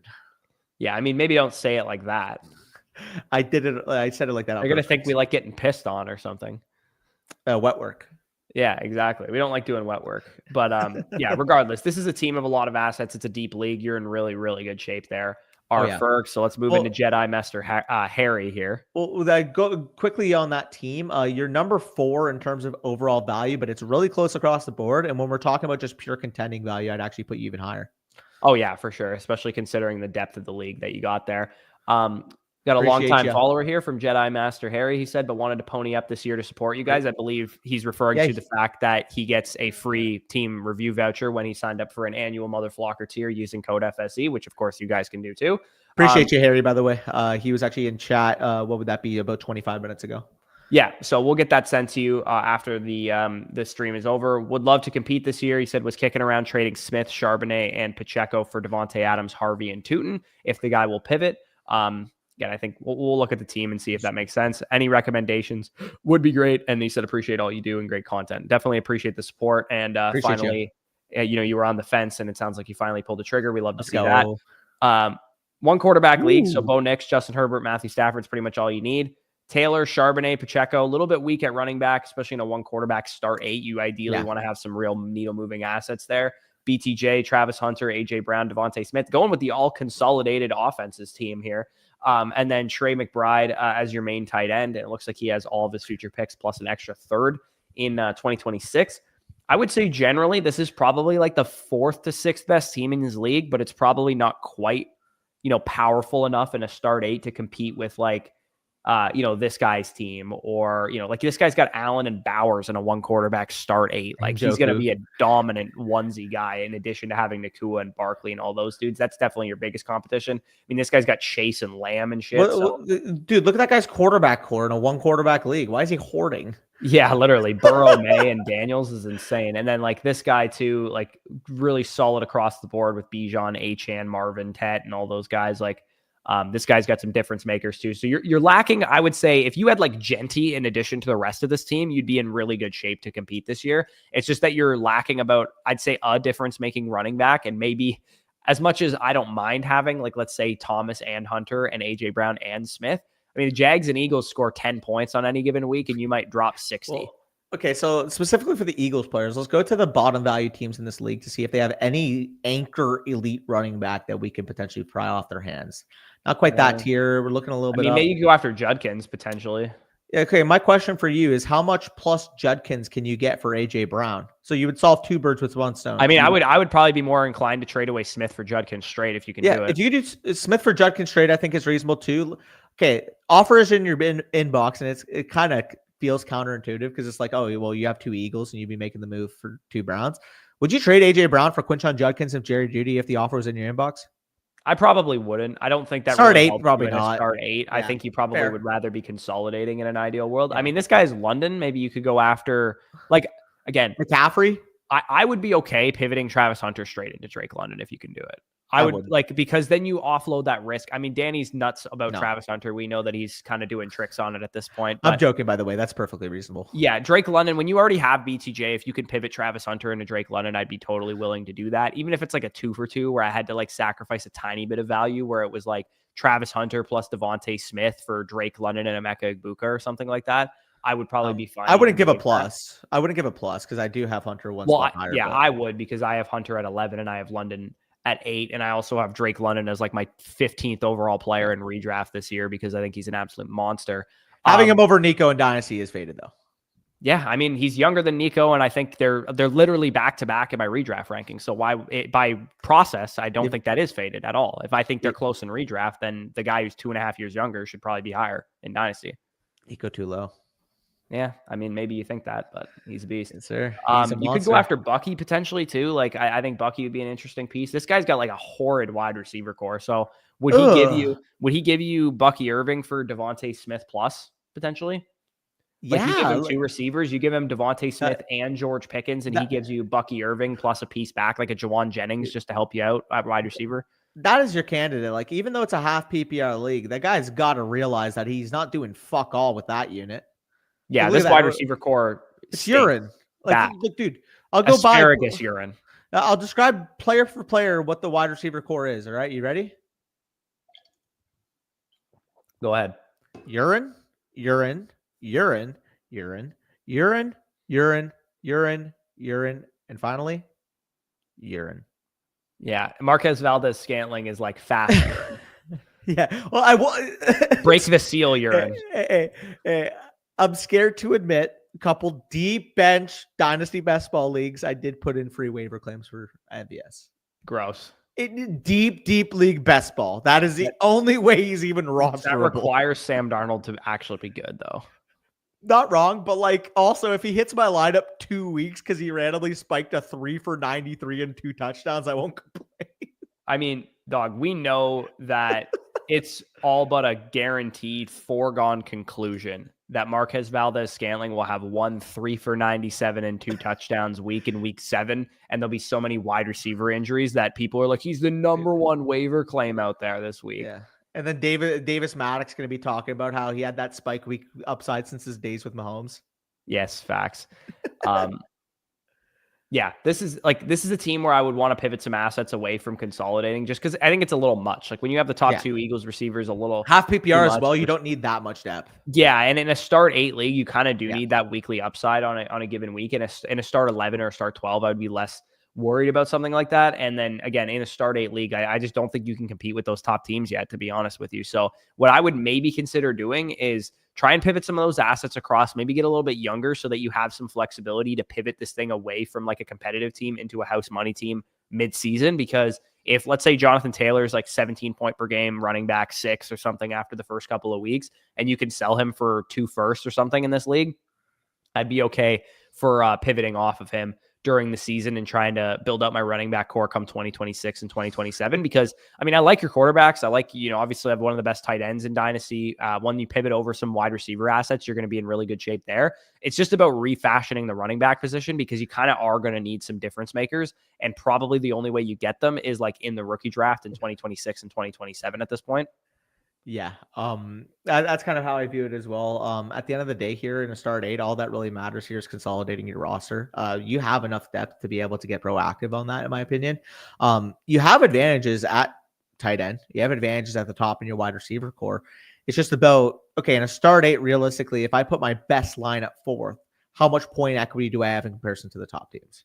Yeah, and again, at running back, you're going to be behind the 8 ball. Like if you could, let's say Travis, you pivot into Drake London to get a little bit less consolidated in the offenses. Maybe you pivot AJ Brown plus into Ladd McConkey, and then you pivot Devontae Smith into some first-round capital or something like that. And then mid-season, things aren't going well. You sell Jonathan Taylor for more first-round picks. You could be very competitive by 2026, and that would be probably the path that I would take, because I don't anticipate you beating, some of these teams. This guy Bowers and Allen in a start 8. Like that's going to be really hard to overcome with Bo Nix and Trey McBride, plus not having Barkley and Chase Brown, some of the other guys that he has as his production pieces, Puka Nacua, JSN. So your goal probably to pivot some assets over. I would say you're probably a year away from contending in this one, but Who knows? If things break right, Charbonnet, Pacheco, those guys could break right for you, but I would wait and see on pieces like that. So let's move on to Moose the Goose here. By the way, I appreciate you for tuning in earlier, Harry. Hopefully you get that timestamp to you and you enjoy. Also, shout out another. How many Scott's Tots have we seen? Yeah, that is a classic. We were once in a league called Scott's Tots, which is why Danny is referencing that. Moose the Goose here said, found y'all a couple months ago. You're awesome. Also, I believe a guy that just recently took the plunge and signed up for an annual Mother Flocker. So shout out to you, Moose the Goose. Going into year 3 of this league and my 3rd year of fantasy football in general. So relatively new fantasy player. Not totally sure what to all to do on your site. Your YouTube vids have been great. Wicks, McCaffrey, Barner will be gone after the draft. Possibly trade Kyron and or Wilson. So quickly, I just want to shout out something. Moose the Goose, you should have a tutorial video in your email after you signed up for the site that tells you everything that's on the site. I went through, I think it was in like March or something. I went through and was like, hey, here's the prospects tab. This is how you can use it. Here's the rankings tab. This is how you can use it. Here's the My Teams feature. This is how you can use it. And all that kind of stuff. So if you're wondering on site features, that should be a tutorial in your email inbox when you signed up. But of course, you probably just signed up to get a team review, which totally makes sense because, you know, it's only a little bit more expensive to get the whole site subscribed for the year. And you get the team review for free, which is like 60% of the cost of the site subscription. Plus, you also get all of our rankings and draft guides and stuff. So let's look at the team. Moose Knuckles, shout out. Where are you, Moose Knuckles? There we go. Number 5. So really strong looking top end talent, Bijan, Brian Thomas, you know, Chase Brown, Garrett Wilson and such. Start 8 league, 2 quarterbacks. So Baker Mayfield, Lawrence, McCarthy, not quite a difference making option at that position, but you are in pretty good shape in totality through the whole core. Chase Brown, Kyron Williams behind Bijan is pretty solid. I would say like this team is probably one more absolute stud wide receiver away from being competitive. Just because Thomas, Wilson, Rice, plus not a lot of depth there is not the best, but it is a starting. 108. Yeah, you do have the 108 this year, so maybe you're able to get like an Emeka Egbuka with that. Maybe you could trade up potentially. I wouldn't be opposed to trading up if Hunter starts to slide or if McMillan starts to slide or something like that. I am totally willing to throw that 108 and 203 or 108 and 208 and seeing how high I can get. Because if you, I would want McMillan ideally because I think you have Thomas already. Plus McMillan is probably cheaper to move up for. Sure, but if Hunter, like, that's the thing. It's like the 104, 105 range is where I'd want to get to. Right. I would say if Hunter or McMillan falls. Because like there could be a scenario McMillan might go ahead of Hunter. Like we've seen it in weird leagues. Yep. And who knows? Again, you're going to have more context on where Hunter might go in this league. But if a question is like, oh, do I still take Travis Hunter despite having Brian Thomas Jr.? I mean, spoiler alert, if you guys are watching this stream right now, again, currently on YouTube, about how many concurrents? I think like 77 of you guys in here on YouTube. And again, I don't know what the live feed is on Twitter, but overall it says that we have about 272 people that have watched the stream. Because I know Twitter kind of calculates. I think it just gives you a view instead of like who's currently in here. I think that's how Twitter works. Yeah. So spoiler alert. Yesterday of the stream, so Saturday morning, I actually drove over to Corey's house. We actually went to the in-house studio. We recorded 4 redraft videos for you guys, brand new in person, coming out this week. It's going to be filing 1 for 1, and I mean we were there. We recorded all 4 videos. It will, if you watch all 4 videos, let's just say there's about 5 hours worth of content on there. And in that video, the best comparison I had to the BTJ and Travis Hunter duo was, well, nobody had a problem rostering both Juju Smith-Schuster and Antonio Brown in 2018 when the Steelers threw the ball X amount of times. I can see that very well being the case in Jacksonville this year. Yeah, I don't know if we'll get quite the pass volume. That I think they were like a 700 pass attempt team that year. And Cohn had the Bucks and Baker Mayfield as like an MVP candidate quarterback last year, and he still only threw the ball about 19th highest rate in the NFL. So I don't think we'll probably get quite the volume that's worst running back core comparison has, I guess. But like, I don't know. I think I've now heard this Steelers comparison like 36 times. So I don't really like it as much. I think it is much more comparable to like AJ Brown, Devontae Smith, or T. Higgins, Jamar Chase kind of thing, or maybe Godwin and Evans kind of thing. Well, that's the thing. It's like if it's a T. Higgins or Jamar Chase, like both can be Jamar Chase. Yeah, that's fair. Yeah, that's totally fair. I think it's more AJ Brown, Devontae Smith personally, because I don't think the volume will be quite high as like the Bengals last year or the Steelers of 2018. I also don't think that they're only throwing the ball 43% of the time this year. Like this, No, like probably the not. Eagles Probably not. Like, But anyways, looking at the team, sorry, let me ask you this question. If you can't, let's say you can't get up to 104, 105, McMillan, Hunter, they're out of the equation here. Would you at all be opposed to seeing if 108 plus 203 can get you a difference making veteran wide receiver? Like, are you able to get anywhere within the realm of like a JSN, Ladd McConkey, T. Higgins type with 108 plus 203? Maybe even he'll throw in a plus on top of that if he has one of those assets? Well, it depends if Hunter's there, because I prefer Hunter to any of those. Of course, but I'm saying, let's say Hunter and McMillan are no longer, they're not available. They went 102 and 103 or something. Yeah, if that's the cost, like, again, I would be willing to go even upwards of 108 plus 203 because it is a 10-team start 8. Keep that context in mind. Yeah, like, is this guy going to give you Nico for 108 plus 203? I mean, like, might get, like, he might be rebuilding and want the assets kind of thing. You know what I mean? Yeah. Well, I mean, he's got Henry, Mixon, Pacheco. Well, so team like just makes no sense. So he should figure out what he's trying to do. But he's Stroud and Proud. Have you considered that? Yes, he is Stroud and Proud here. Henry Ruggs Race Crew, also an elite name here. Yeah, this guy's got tons of receivers. Maybe he would want the pick capital to take like a Judkins or something at 108. So maybe you could offer him like 108 plus something for JSN and see if that gets it done for a receiver of that caliber. Dirty Mike and the boys. I mean, this guy's got neighbors and not a whole lot else. I doubt you can get up to neighbors. How many Dirty Mikes in the boys have you seen too?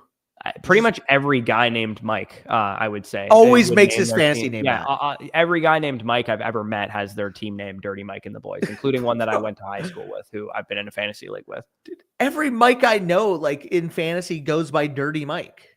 Yeah, it's classic. Oh my God, what's the one with Joe? There's another one with Joe as well. Average Joe's. Yeah, Average Joe's is the one. Exactly, Average Joe's.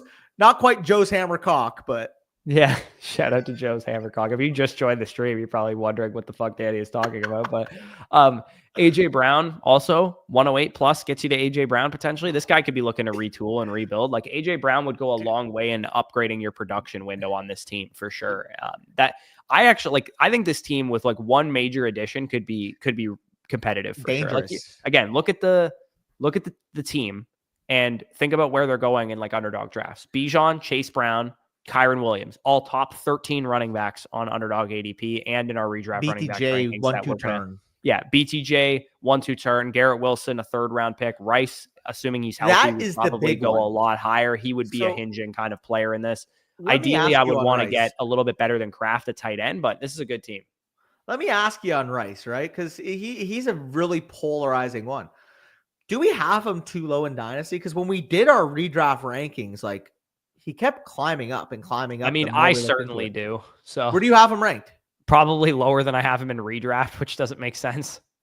Like, I have him at wide receiver 19 right now, but like, yeah, I have him higher in redraft than I do in Dynasty. That's just false. Yeah, like I have him wide receiver 19 in right now, but if we knew he was fully healthy week 1 and I had the offer out to you, would you take? This can sound like, would you take Garrett Wilson over Rashee Rice, assuming Rashee Rice was healthy in week 1? No, I think I'm going to move Rice into that tier. I think with I have who is it here? AJ Brown at wide receiver 14. Yep. Through JSN. Rashee Rice now at wide receiver 18. With JSN, Garrett Wilson, and T. Higgins in there. I think that's where Rice belongs. Before, I was like, why the hell was Rashee Rice below Romo Dunze in my Dynasty rankings? That doesn't make any fucking sense.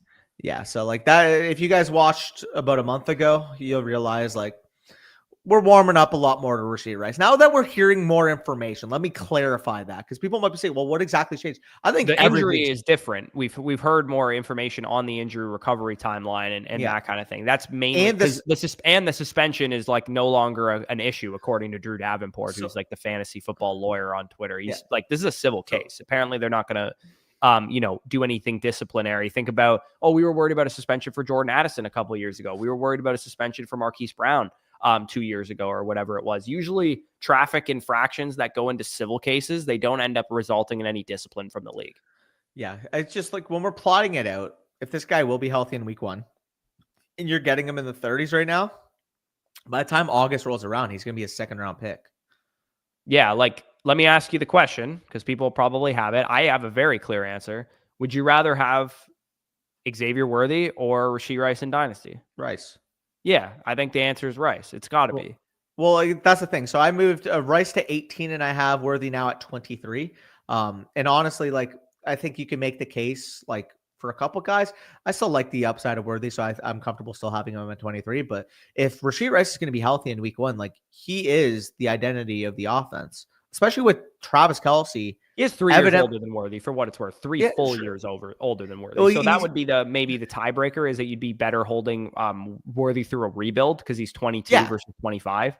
Yeah, I think that's fair, but Rice is still a guy that I really changed my tune on. The more that we hear he's healthy, he was a guy that was all over in redraft last year. I mean, I got him 4th round in the Flock League. I was literally calling him fucking Rashee St. Rice. Like, it's not about the player projection and the fit projection in the context of the offense. It's just about all of the other stuff.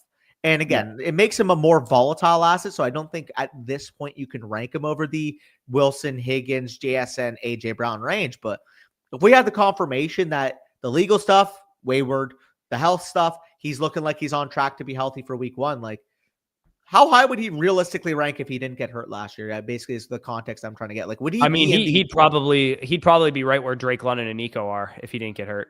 So, like, if that's the case, and we know that's the value upside if he stays healthy, we should be drafting him every time if he's at wide receiver 18.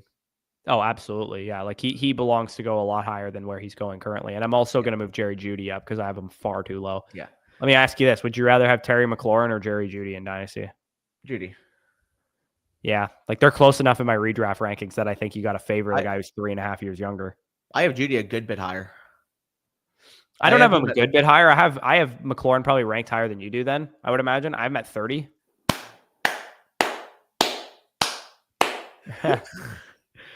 Just don't combine those sentences back to back. We love urine, Joe's Hammercock. Yes, that is what we live for right there. Yeah. I don't know what the hell to do with Jaylen Waddle in my Dynasty rankings, man. Like, not a clue. You're not going to want to know where I have him. So part of me likes holding on to the fact. I was talking to you about this when we were doing our redraft wide receiver rankings, but if you guys remember in the number 1 draft strategy video, the like big ultimate kind of manifesto video that I do every year, I talked about a wide receiver strategy that ended up being very, very predictive, which is that when you're in that clump in redraft of like wide receiver 18 to like 35, 40, where like kind of the names start to blend together. You're like, one guy's a clear number 1 on a bad offense, one guy's a clear number 2 in a good offense, so on and so forth. The best predictor of who ends up hitting and who ends up missing is usually who's been a wide receiver 1 before. And Jaylen Waddle has been a wide receiver 1 before and is currently being drafted in that area. You know, DK Metcalf, Chris Godwin, those type of guys were big time hit. Like, not all of them last year, but like Godwin was a big time hit from last year where he was a wide receiver 1 before, but he was going like in wide receiver 30 land and that kind of thing. Like, it's important, I think, to outline that as much as we could talk about yards per route run and all this bullshit, the number 1 most predictive statistic for future fantasy production is past fantasy production. Sure, but I also have to acknowledge that context does matter here. I'm willing to rebuy on Waddle at deflated prices, but when I'm saying deflated prices, like, we're talking about like fringe wide receiver 3 level value in Dynasty. If you're paying anywhere close to a top 25 price tag on Jaylen Waddle, you are doing it wrong. Like, I wouldn't pay more than this. Would you rather have the 111 in a 2025 rookie draft, or would you rather have Jaylen Waddle? The pick. I have Burton straight up over him. Okay, I don't. I would rather have the 111. No. I mean, not if the tight ends are there, but if the tight ends are gone, I would rather have the 111. Yeah.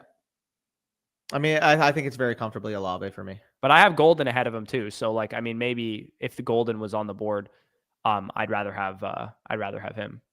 Sorry, repeat that.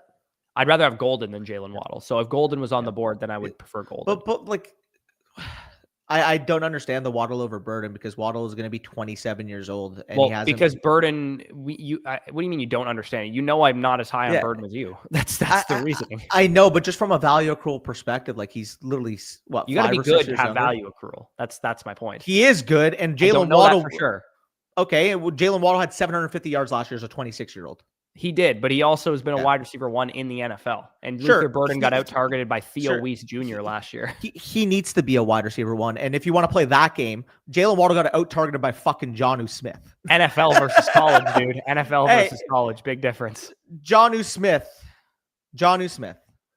Theo Weiss Jr. Yeah, sure. That's worse. Mizzou's fucking lost. We both know that.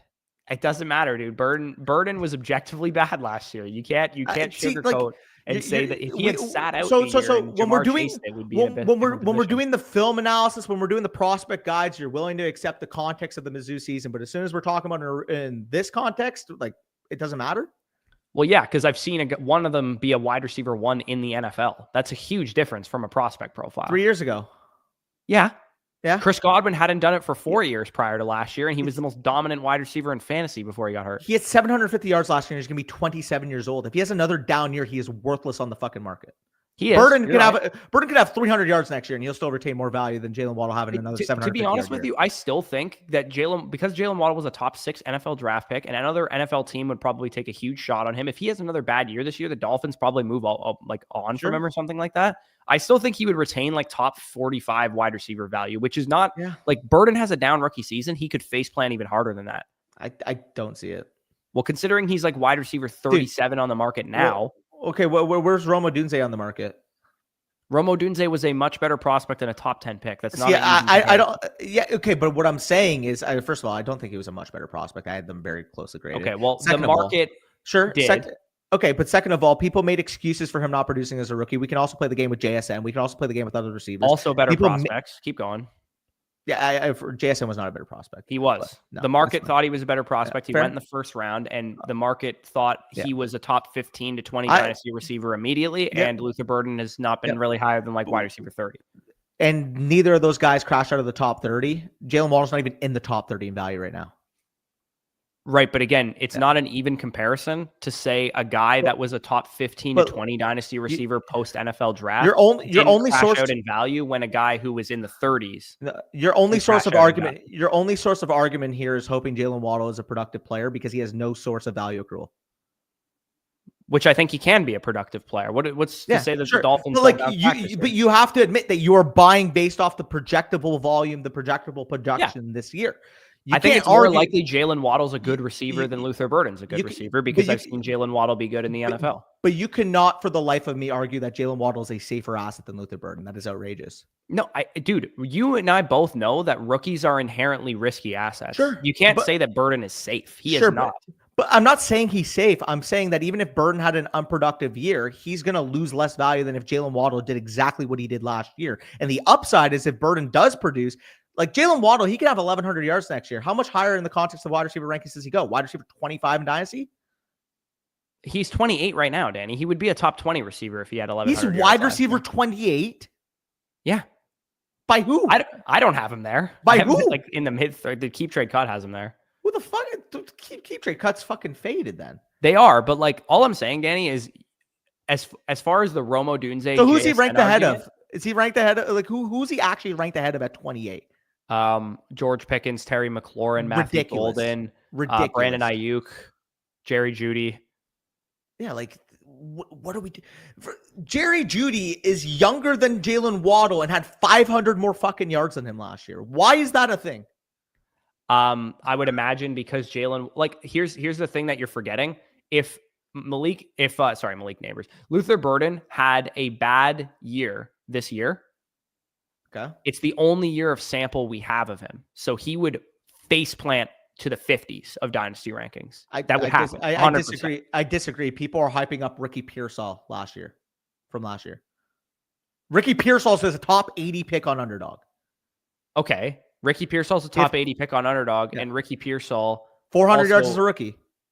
But he's also never been worth more than an early second round pick. It's not like he's like super valuable. Where's Luther Burden going right now? As an early second round pick. And what did Ricky Pearsall do as a rookie? 400 yards. He was a first rounder, and he also plays in Kyle Shanahan's offense, and he had like an elite reception perception profile. He went like 8 He also got shot. Yeah, no, I get that, but he went like 8 picks after or before where Luther Burden went in the draft, and he had 400 yards as a rookie and retained value. I mean, I think part of the resurgence for Ricky Pearsall right now is that his reception perception profile is like fucking incredible. He was being valued like that before that came out. No, he was top like 80 pick on Underdog. Here, I'll literally show you exactly where his value was before that came out. Yeah, show his Underdog value. He was a top 80 overall pick. Before his stuff, I guess he's been early wide receiver 30s for like a couple of months now. So he's been like wide receiver 33 to like 35 in the last couple of months. Are you going to say Ricky Pearsall was objectively a better prospect than Luther Burden? No, he definitely was not. I'm saying the market views them kind of similarly though. Like he came in, he's been valued about the same as Luther Burden as a rookie. Like it's not, no, I think you're forgetting that you're not the market. No, I get that. But what I'm saying is Ricky Pearsall literally gained value despite a 400-yard rookie year. If Luther Burden had 400 yards next year, you're making. Well, if Luther Burden gets shot, then yeah, that will be a fair comparison. Okay, but I would also argue with Deebo Samuel and Brandon Ayuk going out, he had much more opportunity even when he came back. We will never know the answer to that. And so if he doesn't get shot, we have no idea what his rookie season looks like. But and I'm not even high on Ricky Pearsall. Pearsall gained value. He gained value after a 400-yard rookie year. So I think you're overrating just how productive Burden has to be this year. People will make the excuse that they had DJ Moore, they had Rome Odunze. It was more of a year two play. People will make those excuses. If he does go out and produce, though, he's going to be a top what it looks like if he has a good season. Of course, he's going to gain a ton of value if he has a great season. I'm saying, what if, let's say, Danny, I tell you, this is what Luther Burden's rookie season looks like. He had 625 yards, 3 touchdowns, 59.1 PFF receiving grade. His reception perception profile is 25th percentile across the board. Where is he valued in Dynasty wide receiver rankings? He would maintain value. He had 620. He absolutely would not, and you know that's false. Bro, Pearsall had 400 yards last year and gained value. Stop talking about Pearsall. But I'm showing the incongruency with what you're saying. People are making excuses for Ricky Pearsall, a guy that nobody loved on the market. Let's keep in mind, too, Burden as a prospect, people loved a lot more than what Ricky Pearsall was. And Pearsall gained value. And he's going to be 25. So by the way, the rookie season I just described to you is precisely what Quentin Johnston did. So you're wrong. Okay, what happened? Ricky Pearsall had 400 yards in 11 games. Okay, Quentin Johnston was a first-round pick and considered you know what the difference is? Who needed time to develop, exactly like Luther Burden. You know what the difference is? What? Because Quentin Johnston was a starting wide receiver from day one, pretty much, and Luther Burden, people would make the excuse that people are ahead of him on the depth chart, like they did with Rome Odunze last year. We know that's going to happen. Yeah, Aaron's correct. The market is factoring in that he got shot. That's the difference. But even when you just say 400 yards in 11 games, let's say we gave him 650 yards in 17 games. Yeah, what are we doing? Dude, he's gonna face plant and lose at least 10 spots of ADP. It also depends what he looks like, but a 59 PFF receiving grade would indicate he didn't look good. But we're talking about in the worst downside scenario for him, he maybe loses slight value. He'd lose at least 10 spots if he had that bad of numbers. He's not falling past wide receiver 40 in Dynasty. I mean, we can't bet on this because it would require that exact season to happen to know what would happen. Well, that's what I mean. Like from a very floor perspective, I think his floor is a lot higher than you're making out. On top of that, I think if Luther Burden does pop off, we're talking about a legitimate top 15 receiver. So it's like, if that's the range of outcome for me, like, yeah, I will be fucking aggressive on him because I think you're ignoring like a market certainty, which is that when rookies don't perform, we sour on them. And the reason that Odunze and JSN and Ricky Pearsall don't count is because there's extenuating circumstances. Plus, Odunze and JSN were way higher rated prospects. But I just pointed out the incongruency with that logic that no, it's not a certainty you lose value because there's multiple examples of people losing value and people holding value. We don't know how the market's going to view it. I think that the market would give more benefit of the doubt to the situation because there's proven target earners than it would for a guy like QJ who stepped into a situation with nobody. Okay. The last thing I'll say on this conversation will answer Ralph's trade question here is the only example you can have of the market being incongruent on when a wide receiver doesn't have a good rookie season, they lose value is Pearsall. And I can give you 50 on the other side of the coin. Just gave you a few different examples, actually. Rome Odunze had 750 yards. He's top 10 pick. Doesn't count. Why doesn't it count? He was a top 10 pick. I just told you. But you just said instances this happened. Top 10 pick. But you just said you generalized verbatim instances this happened. Top 10 pick doesn't count. Instances this happened. Top 10 pick doesn't count. That's why I said. Instances this happened. Can you give me an example that's not a top 10 pick? I just gave you like 3. Who? What do you mean? A guy who's same caliber prospect to Luther Burden, which is an early second-round talent according to the market. You can be higher than that. Sure. That's totally fine. Sure. You can be higher. So if you're just going strictly off of draft capital, you better have Xavier Legette and Ricky Pearsall ahead of him. Xavier Legette is precisely what happens when you have a bad rookie season, and that's what Burden could have happen too. You're saying all that matters is draft capital, right? No. Okay. I'm saying your rookie season plus your draft capital. Luther Burden hasn't had his rookie season yet, and we're talking literal downside case scenario, by the way. Yeah, I'm saying if he has a bad rookie season. I don't think he leaves outside of the top 40 Dynasty wide receivers, even if he had 400 or 500 yards. Okay. I think people will make excuses biased on that, but all right. I don't think so at all. People will point to the situation. People will make benefit of the doubt conclusions that, well, DJ Moore was there or Roma Dudes.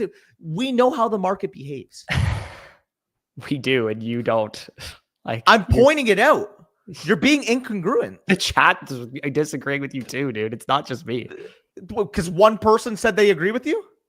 I don't know. Because someone said we'll move on. Said Bush is right, so like the whole chat agrees with you. Okay, all right. I'm not saying I'm right. I'm saying if Burden has a bad rookie season, he'll probably lose quite a bit of value. That's all I'm saying. You just pointed to the chat being the verbatim, and one person said it, and you said, well, the whole chat agrees with me. Anyways, most of the chat agrees that we should shut the hell up and answer this trade. I just think it's incongruent. Incongruent. Did it sound like I said congruent? I don't know. Maybe you said adequate or something. I don't know. Maybe it's my accent, but yeah, I feel like people think that we like want to kill each other when we argue like this. This is just football arguments. Like there's nothing personal here. Jared, respectfully, before we even started debating, you made it very clear you had 8 rookie receivers ahead of Burden. So I don't know if there's an even point of bias here. Here's the thing: we're skipping Shannon, except it's not fake. Dude, we're just passionate fucking arguing wide receiver 30s in Dynasty. Oh, absolutely. I don't think we can make a poll, by the way. Yeah, I wish we could. I wish we could. That would be fun. Maybe I think you can in the YouTube studio, but I think StreamYard's sus and doesn't let you do that. Yeah, respectively. Yeah, that's the other thing too. It's like we're only talking about the downside scenario for what it's worth. I know what the upside scenario is. Yeah. No, but that's what I'm saying. The argument initially was Waddle has a bad year and Waddle would lose more value. Has like a shittier dynasty value at that point. I think Waddle would lose more value because he'd be going on 28 years old with 3 unproductive seasons in a row. Am I going to be 28 this year? Are you? No, he's the same age as me. Oh, sorry, 27. Yeah. Sorry, my bad, Unc. Yeah, I meant wait. No, I was right. I said 28 going into next year with 3 straight. Oh, sorry, I thought you said 28. Okay, yeah. Anyways, here we go. Let's get into this trade. Ralph, CeeDee Lamb for 2 early to mid first and buy Shell Tootin. I'd probably want something better. What would you give to trade for Burden? I'm feeling the hype. Yeah, okay. So we got Bush is right here. We got somebody here feeling the hype for Burden. Guys, I swear, I'm trying to. This will just the last thing I need. I have him valued as a first round pick in Dynasty rookie drafts. Yeah, let's go. Yeah, appreciate you guys. All right, we can move on. All right, Ralph's here, and he's probably like, "Can you fucking answer my question, please?" Sorry, Ralph. He's thinking. This. He said that should have Tet in it as well. So again, appreciate you. Sorry for the stream occurrence. Yeah. It does have Tet in it. I don't know why that just only show. Okay, yeah. For some reason, it didn't show up initially, but yeah, that is Tet McMillan by Shell Tootin in the first for me. So let's talk about this, right? Yeah. Tet McMillan by Shell Tootin in the first. So for equating this out, Tedero McMillan's a mid projected 2025 first. If we were to say, hey, would you take 2 early to mid projected 2026s, a mid 2025 one and buy Shell Tootin, I think that'd be about appropriate CeeDee Lamb value. And start 10 league, 12 team super flex from the looks of it, pretty bog standard. This is about the exact ranking exact value I would expect for Lamb. He did say I'm not sure about the early to mid ranking. So let's say for ease sake, one's early to mid and one's mid to late, just in case you're wrong about that. Would you still do it then? Wait, sorry, repeat that. Jesus Christ. Sorry, I was reading. Here. Sorry, I was reading. It is indisputably incongruent how inconsistent. That's funny. Okay. That was a good comment. Yeah, it's so inadequate. Okay, one of these is early to mid, one of them is mid to late, just for ease sake, saying he maybe misjudges one of the teams. Yeah, okay. So I mean, we could also plug this in the flock for what it's worth, but just looking at it from face value, like if you're not a hardcore contender this year, I would be willing to take this. Yeah, because like the way I value CeeDee Lamb is 3 first-round picks plus something else, and Tootin being that plus something else, and one of those first round picks being my 104 this year in Tet McMillan, and potentially, let's say 106 and 108 next year at the worst case scenario, maybe you get lucky, it's 102 and 109 or something like that. I would say you're in pretty good shape to move off of Lamb for this. So actually, I do remember the name Ralph SP. He mentioned you also looked at my team the other day, called it maybe a house money and maybe a 1 year punt. So if that's the case, if you're house money / 1 year punt, I think this is definitely a really good deal for you.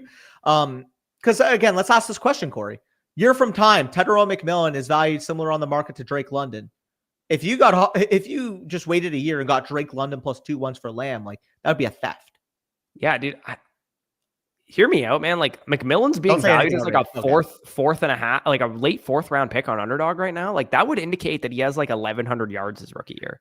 Sorry, like, I thought you were gonna. He has 1,100 yards his rookie year, and he might be closer to Lamb than London. Yeah. Well, that's what I was gonna. I thought you were gonna say something like Drake London is close to Lamb. That's what I was gonna be like. Yeah, relax. Oh, I mean, I love me some Drake London too, but I was gonna say if McMillan has like at 22 years old or whatever has 1,100 yards, 8 touchdowns, he might be closer to Lamb than London on the market. Yeah, I think that's reasonable. Again, it is tough losing like your superstar power, but again, this team overall is telling you, hey, if you wait till 2026, we will cook for you. Because if we're looking outside of Jahmyr Gibbs, and if you get rid of Lamb wouldn't even be that discussion. But for now, it's CeeDee Lamb and Jahmyr Gibbs. Like those are the only true like young high-end redraft projections. Because Rome Odunze, more baking in the value through a young aspect to him. Brandon Ayuk, is he going to be healthy in week 1? That's going to dent his overall production value. Jaden Higgins, younger accrual piece. Jawan Jennings, I would say, is a contending piece. So that's, I guess, another one, but he's not consequential to the point of like a Gibbs or a Lamb, obviously. I mean, if you could sell him mid-season, that would be great, but. Okay, I'll ask you this. You get offered a mid-projected 2026 2 for Jawan Jennings right now. Are you taking it? I'd probably want to see how he's producing before I even sell him, because I think he's worth about a mid-2 right now, and I could see him getting a little bit more valuable than that if Ayuk is out for the first 6 weeks of the year and he's producing like a top 16 wide receiver in fantasy. Like there'll be casual formats where you might be able to punt him into a future 1 if it's like 27 or something like that. Like there's going to be people dumb enough to trade a future first for Jawan Jennings if he's wide receiver 14 in points per game after, the first 3 weeks. They should be 2026 and 2027 first from the same team. So let's take a look at the team that currently has Tootin and currently has McMillan, so we can kind of get a gauge at where exactly we can maybe project those. Okay. Also, I see from here, one sec. Let me just put this. Okay, it is start. I see Noah asked, how do I send my team? In the pinned comment of the live stream. Yeah, I'm dropping it again. Yeah, drop it again. There's a pinned comment in the live stream. I just dropped it again. If anybody does want to get a team review, of course, this is our last one, so we'll probably sign off here if we have no more. But if you do want to submit more, we will keep going. Got a pool tournament after this, so we'll make sure we get you covered quickly. Yeah, so this is the team. So he'd be giving away his 26-1 and his 27-1 in addition to McMillan, but he would be getting Lamb. He already has Adams. He has Waddle. Yep. I would say with McCaffrey too, like you're probably looking at a mid-projected first this year, but then in 2027, maybe you're getting a mid or an early to mid first if McCaffrey's gone and Adams is maybe no longer the same player and that kind of thing. Speaking of the Miami mid. This team? No, speaking of the Miami mid. Waddle. I had to make the joke, but it's very clear to me, like, if 1 or 2 things go wrong with this team, the bottom can fall out. And while you said like for ease sake, let's pretend the 2026 one is like mid to late, probably in the 106 to 110 range is about where I'd peg this team. Pause. And then in 2027, it's probably going to be like more midish is what I would describe. Yeah, I would say that's probably what you're looking at. So I would say calling these both early to mid first, probably a little bit of a stretch. But yeah, if this is an early to mid 27, a mid to late 26, and then you get Tet McMillan by Shell Tootin for CeeDee Lamb, I think that's enough to move off of him. That's probably a fair deal, relatively speaking. You're probably not looking at fair deer. That's a fair deer, yes. A lot of venison. But deer does slap. Deer, venison burgers. There's one at one of my places that I love to get dinner at. Never mind, I'm too appreciate you for tuning in regardless, man. Appreciate it. Again, SBTX, we will get you your team review as soon as this live stream is done. I can rip this for you. It's just on MFL, it'll be a horrible experience for everyone watching. So if Noah, for whatever reason, if you don't know this already, anybody else in the chat doesn't know this already, if you do want to sign up on the site annual mother flockers get a free team review. So instead of just purchasing the team review, you get a lot more value than that.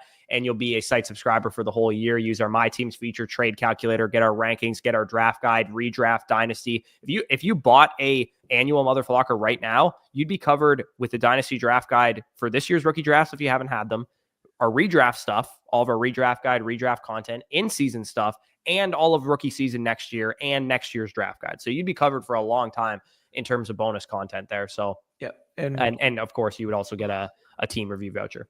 Yeah, one more thing too. You would get the free team review voucher, but you would also be in the system as an FSC mother flocker, FSC flocker on the site. So when we do give out free vouchers, like let's just say again, we should have teams covered for the most part, but every now and then we'll throw free vouchers to people that we know are active on the site. I sent one to Jordan this morning because I saw him commenting on our live stream saying, hey, I would love a free voucher. I've been an annual subscriber for a couple of years and I have one more team I'd like to break down. So I sent him a free voucher this morning, actually. So Jordan B, if you're listening to this, you got a free voucher that you can submit. By the way, shout out, Jordan. I believe Jordan Bart on Discord. Yeah, would be. Yep. Yeah. Shout out Jordan. He's been watching for a couple of years. I can actually confirm that because I just recognize the name as well. Like I've sent out multiple to many people to really like. We just appreciate you guys for getting the support and there's a lot of word mumbo jumbo. I probably got to go within the next 5 or so minutes. So we can close this one off. Appreciate you guys for joining us. We will be tackling some more teams at some point. Again, we always say there's no kind of rhyme or reason to when we do these team reviews. It's kind of just when we get them. So if you guys submit your team reviews, we'll break them down. And that's what we're doing today. Big time redraft week of content coming up. We will be getting into our initial top 24s for running back, for wide receiver. Top 25s actually is what we ended up doing. Already recorded those yesterday. Those are in-person recordings, so they're a little bit longer, but they are great conversations. We went really, really in depth, and especially if you guys are trying to get into some underdog drafts, highly recommend watching those videos, running backs, wide receivers, quarterbacks, and tight ends. That'll be dropping throughout the week. And then we'll probably also have something throughout, midweek portion on Dynasty-related stuff, maybe an underdog best ball stream, something like that. So stay tuned for all the content we got coming this week. And again, if you guys want to sign up on the site, link down below in the pinned comment and in the chat right now. But with that being said, peace out. We'll talk to you soon. Yes, sir. Take it easy. Danny already getting up.